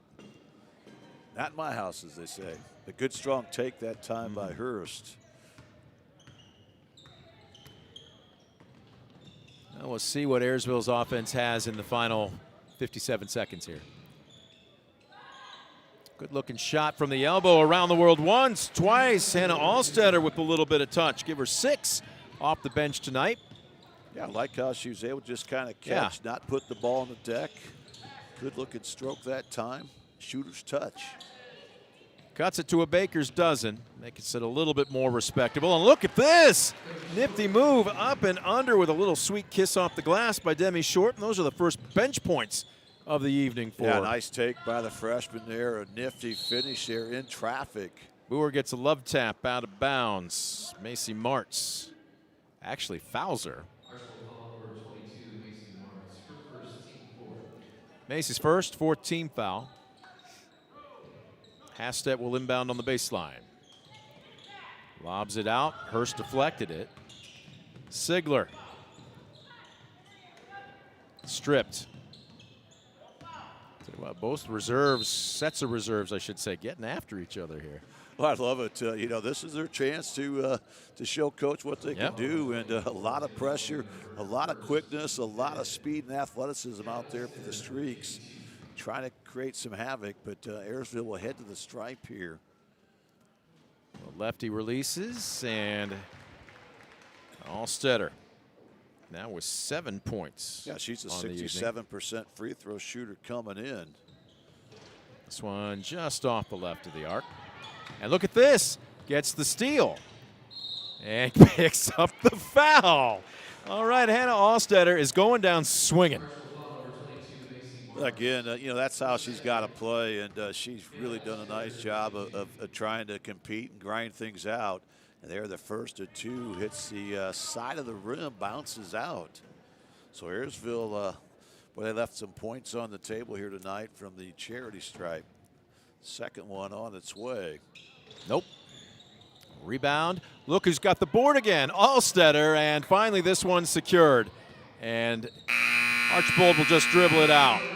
Final score, 55-41. A tight ball game, a deadlocked ball game at the intermission, but just too much, too deep, and I'd say a little too much Charlie Ford in the second half for Archbold. This will look a lot worse than it was in person if you just open up the papers and see the box score tomorrow. But in the end, a 14-point victory for the Blue Streaks as they remain unblemished on the season at 7-0 and claim the 2025 DPT Championship. Pilots fall to 3-4. Both teams will get their recognition. What we will do is take a quick timeout, and we'll have our post game. Don't go anywhere. You're watching DCTV Sports. Estill Chevrolet Cadillac is this area's new and used car headquarters, earning your trust one satisfied customer at a time. Estill Chevrolet Cadillac, North Clinton Street in Defiance, and online at drivebobestill.com. For the past 70 years, Midwest Community Federal Credit Union has been your financial partner, helping you achieve your dreams and secure your future. Midwest Community Federal Credit Union, with locations in Defiance, Bryan, and Napoleon. Find out more at midwestcommunity.org.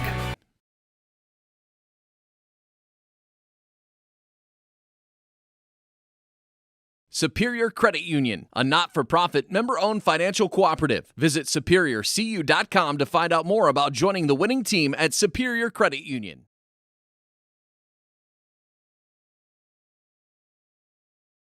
When a fire or natural disaster throws a penalty flag, let ServiceMaster Restore work for you. Anything from minor cleanups to complete overhaul and rebuilding.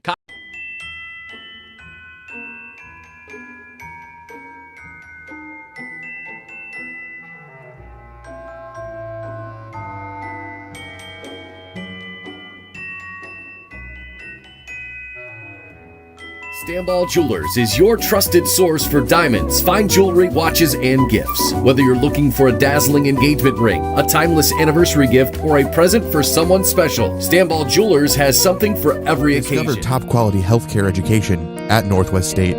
Our instructors have real-world experience, so they know how to prepare you for great career opportunities. Northwest State, where you'll get the top quality healthcare education you need to succeed.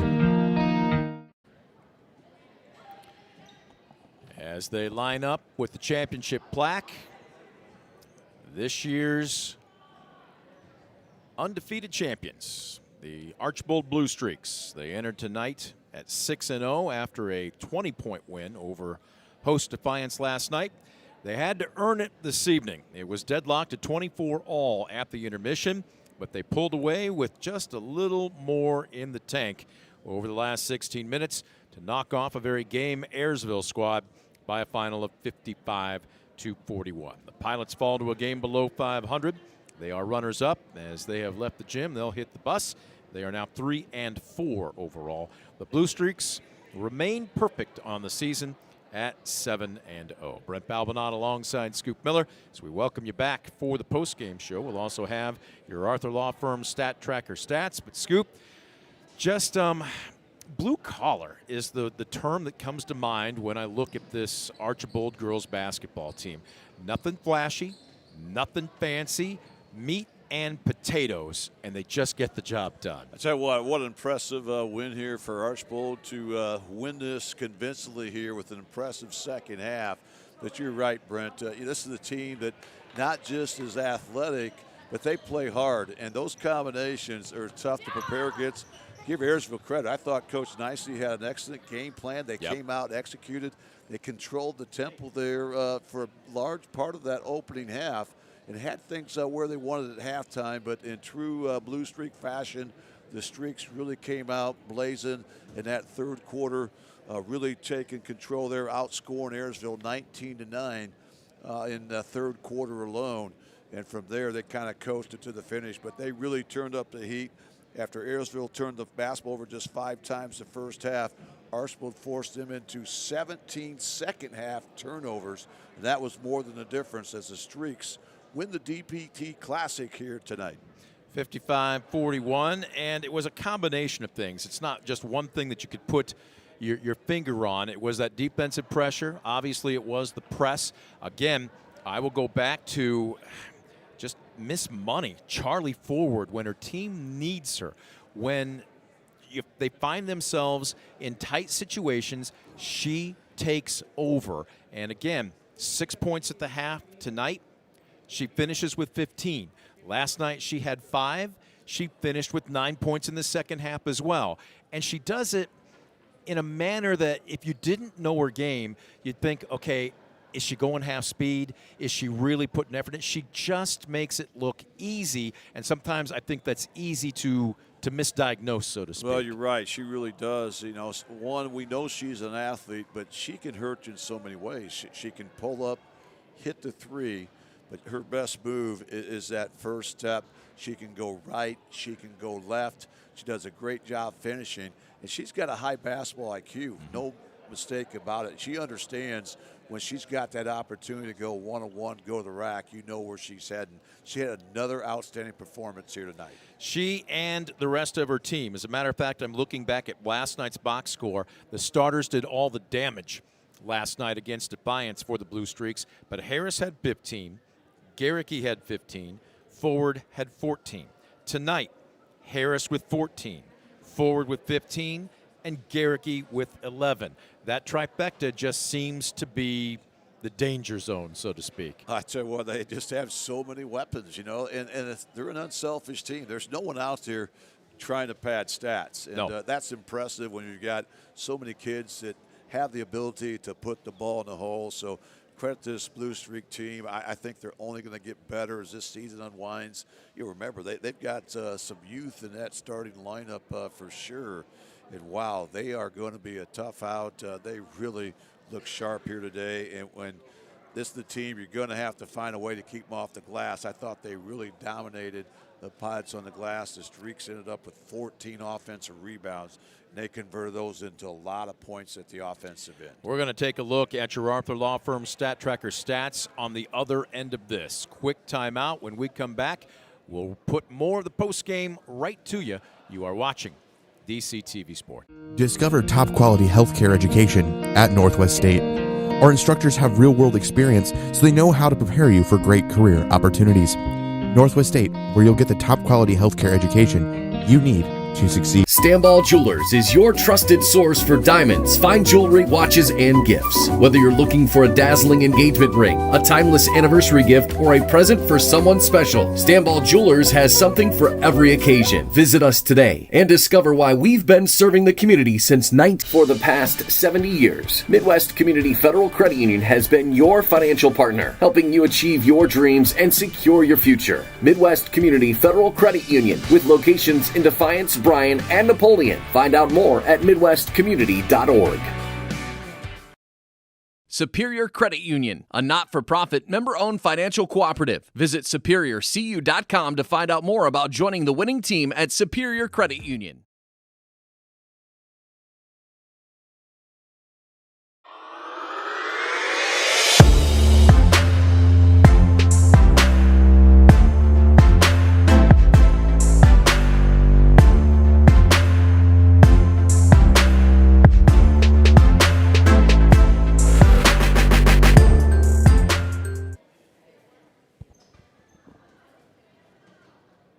We welcome you back to the Dog Pound. Brent Balbanon alongside Scoop Miller as the championship game is now in the books for the 2025 DPT Classic. And unbeaten, they came in, unbeaten, they leave. As the Archibald Blue Streaks now 7-0, courtesy of a 55-41 victory over the Ayersville Pilots. The Pilots fall to 3-4. Let's go ahead and run down your Arthur Law Firm Stat Tracker stats. If a serious injury from a car crash puts you on the injured reserve list, call the personal injury attorneys at Arthur Law Firm, serving Northwest Ohio for more than 50 years. Get the compensation you deserve and back in the game with your winning team at Arthur Law Firm. All right, let's start offensively, and let's start with the Pilots. 4 of 5 starters did get in the scoring column, and they got some bench production tonight as well. Leading the charge, Kendra Waldron. She had 5 at the half, 4 in the second half. She finishes with 9. The one, and I mentioned it to you during that last break, though, Scoop, Avery Knieven came out, just a young woman on a mission in the first 2 quarters. She was probably flirting with a double-double. She was basically in on everything. Board work-wise, she had 8 points, 6 of which, check that, 4 of which came from the charity stripe. She was held scoreless in the second half. She finishes with 8. Kendall Boer in foul trouble for most of the night. Had to sit a good chunk of that second quarter. She finishes with 7 points. And right there, again, not to say that that was it, but 2 front court players that you really have to count on if you're Coach Nicely and company to get you at least 20 points combined between the 2 of them. Just got effectively shut down tonight. Well, you're right. And you almost have to look out for that when you're playing the likes of an Archbold. We talked about in pregame how they're really going to run an extra defender at Kendra Waldron. They really kind of sped her up, got her out of her game, but also credit Archbold. I thought they made a great in-game adjustment of taking away Knieven there in that second half after she was such a great factor in that first half. You know, Ayersville really, the first 16 minutes, did so many things well. I love the fact they had balance. They had 6 different players who were able to get into the scoring column in that first half alone. But the defensive pressure by Archbold, and I thought Ayersville kind of ran out of steam there late. And the final result, Archbold outscores Ayersville 31-17 in that second half.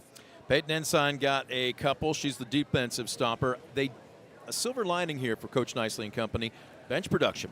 Hannah Allstatter came in and played more than spot minutes with Kendall Boer getting in foul trouble. She finishes with 7 points this evening. She could have had double digits, but she struggled a bit from the foul line. And then how about Michaela Giesecke draining a couple of long threes for 6. A deuce for Kaylin Hastet off the bench. All of a sudden, you're looking at 15 bench points. If you can get roughly that over the course of the GMC schedule, you're going to be very happy if you're Ayersville. I think so. I think Coach Nicely had to be pleased with the effort he got from his bench there. You mentioned Allstatter.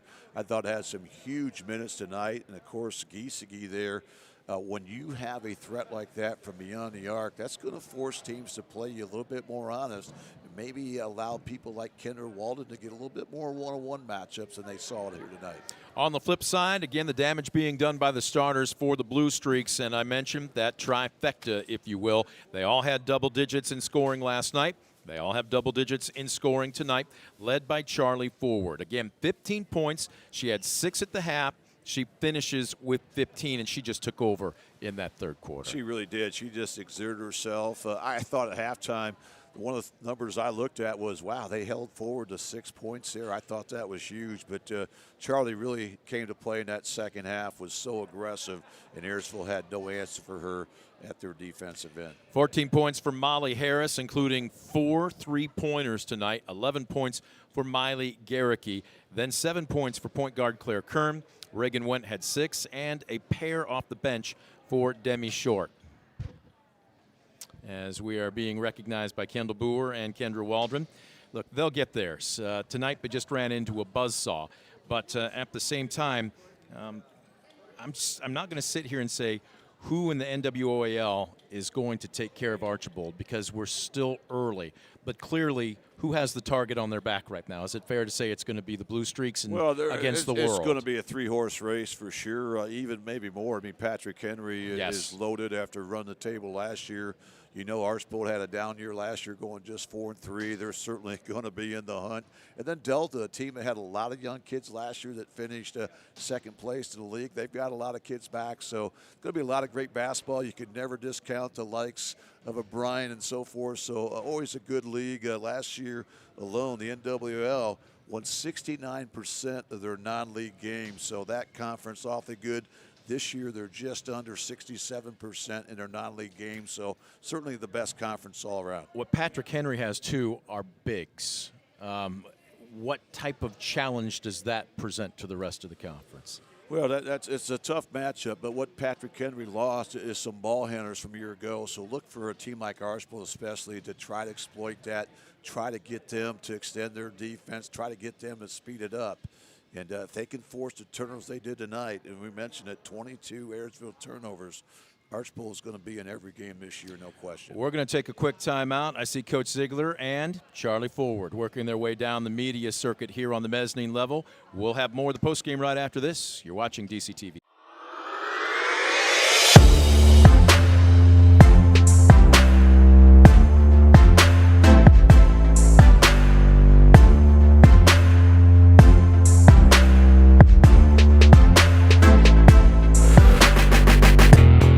Estill Chevrolet Cadillac is this area's new and used car headquarters, earning your trust one satisfied customer at a time. Estill Chevrolet Cadillac, North Clinton Street in Defiance, and online at drivebobestill.com. Stamball Jewelers is your trusted source for diamonds, fine jewelry, watches, and gifts. Whether you're looking for a dazzling engagement ring, a timeless anniversary gift, or a present for someone special, Stamball Jewelers has something for every occasion. Visit us today and discover why we've been serving the community since. Discover affordable transfer opportunities at Northwest State. Start here and save thousands on tuition. Our advising team will help you get your credits transferred. So don't wait another minute. Get started today. When a fire or natural disaster throws a penalty flag, let ServiceMaster Restore work for you. Anything from minor cleanups to complete overhaul and rebuilding. Contact ServiceMaster by McCann. Welcome back. The postgame rolls on as the DPT Championship, the plaque being awarded to the Blue Streaks earlier tonight. Make no mistake about it, folks. They had to earn this one. 55-41, a win over Ayersville in a game that was tied at 24-24. But Coach Z, break it down for us. Not that unsimilar to last night where you got a tough first half. What was the difference in the second 16 minutes? We made an adjustment at half, talked about what, they were hurting us with going to the elbow area and then hitting it down low with a high-low, and we weren't covering it first half really well, so we made an adjustment, covered it a little bit different. I thought we did a nice job taking that away and forcing more outside shots from them, and maybe it stalled them out a little bit, made them be more patient where they didn't get a quick shot and made them work a little bit harder. So their adjustment we made was the big key in it. You started the game on fire. 2 quick threes between Kern and Harris, and then at the half we kind of somewhat joked that Ayersville put a couple of ice cubes in your hot cocoa. But did you get the tempo that you wanted more in the second half? Yeah, and we did that by pressing. Billy put his presses on, and Reagan did a great job at the point of our press. She blew up a lot of passes and made them work hard, and I thought that was the key to the game in that spurt where we got some steals and turnovers and we were able to convert and get some baskets.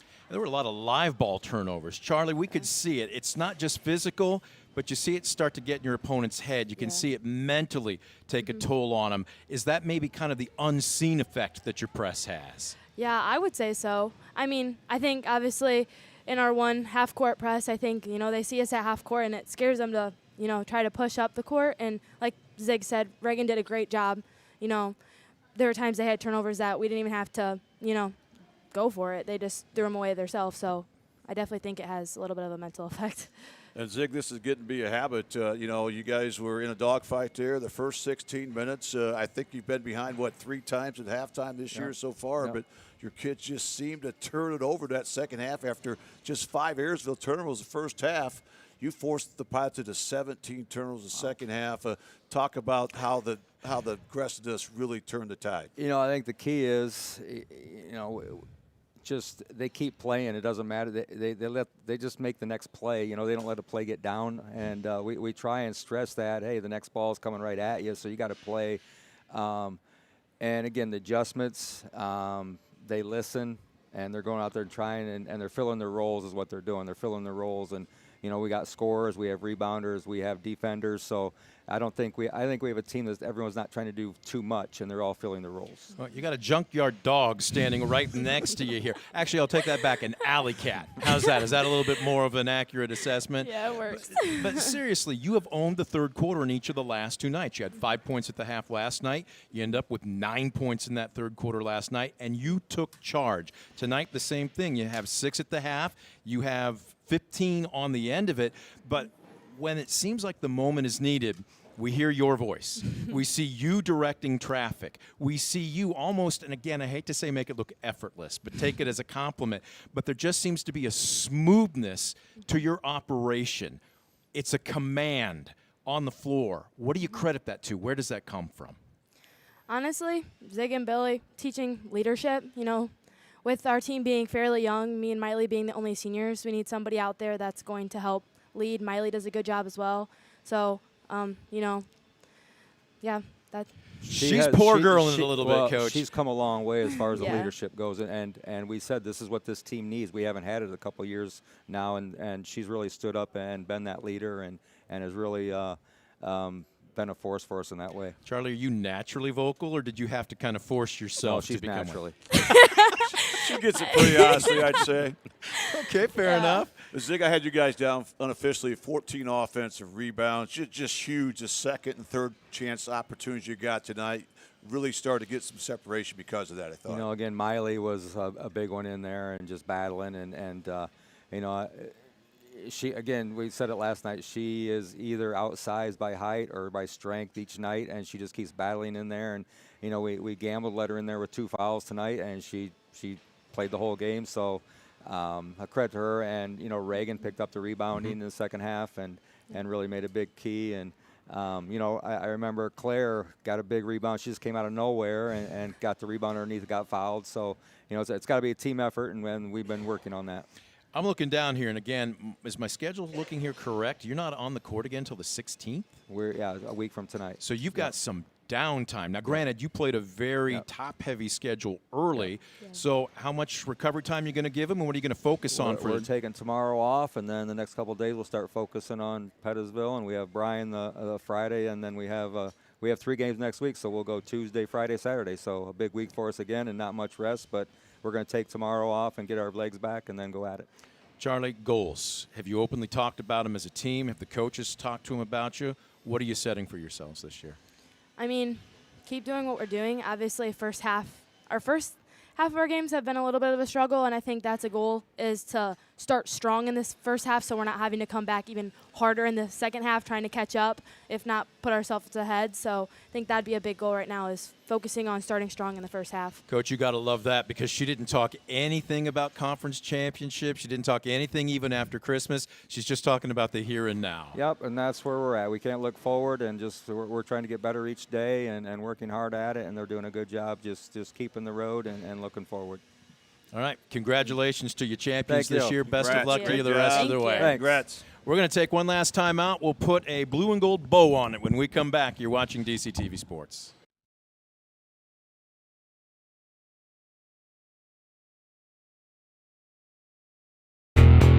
Estill Chevrolet Cadillac is this area's new and used car headquarters, earning your trust one satisfied customer at a time. Estill Chevrolet Cadillac, North Clinton Street in Defiance, and online at drivebobestill.com. Proudly serving the area with the highest quality contracting services for nearly 100 years. Baker Schindler Company of Defiance and Paulding, 419-782-5080. Online at baker- Discover affordable transfer opportunities at Northwest State. Start here and save thousands on tuition. Our advising team will help you get your credits transferred. So don't wait another minute. Get started today. 55-41 final score. Archibald knocks off Ayersville in the championship game of the 2025 DPT Classic. They stay unbeaten on the season at 7-0. Up next, they don't play until next week. They've got quite a bit of time off. You heard Coach Ziegler say, going to give them tomorrow off and then get back after it. It will be at Pettisville on the 16th. On the flip side for the Pilots, it will be Friday at Edgerton. But, Scoop, both of these two teams I think we're going to hear about quite a bit as they make their separate conference runs in the NWAL and GMC. Well, no doubt about it. And for Pilots, now the focus becomes the next one. You know, you got to go to Edgerton to take on the Bulldogs. That's going to be one of those 50-50 games. So you learn from what happened here tonight. You work hard throughout the week. Try to put your best step forward and try to get off to a good start in that always tough Green Meadows Conference. Up next, it will be Saturday night. It will be Ayersville again, but this time at the Hangar as the boys will take center stage. Scoop and myself will have the headsets on. We will talk to you later this week. That's going to do it for our broadcast here this evening. Big thank you going out to our crew for doing more than yeoman's work. Big thank you going out to our sponsors for helping make the broadcast a possibility. And as always, you the fan for tuning in. For Scoop Miller, I'm Brent Balbinot. Final score tonight, DPT Classic Championship game, Archibald 55, Ayersville 41. You've been watching a presentation of DCTV Sports.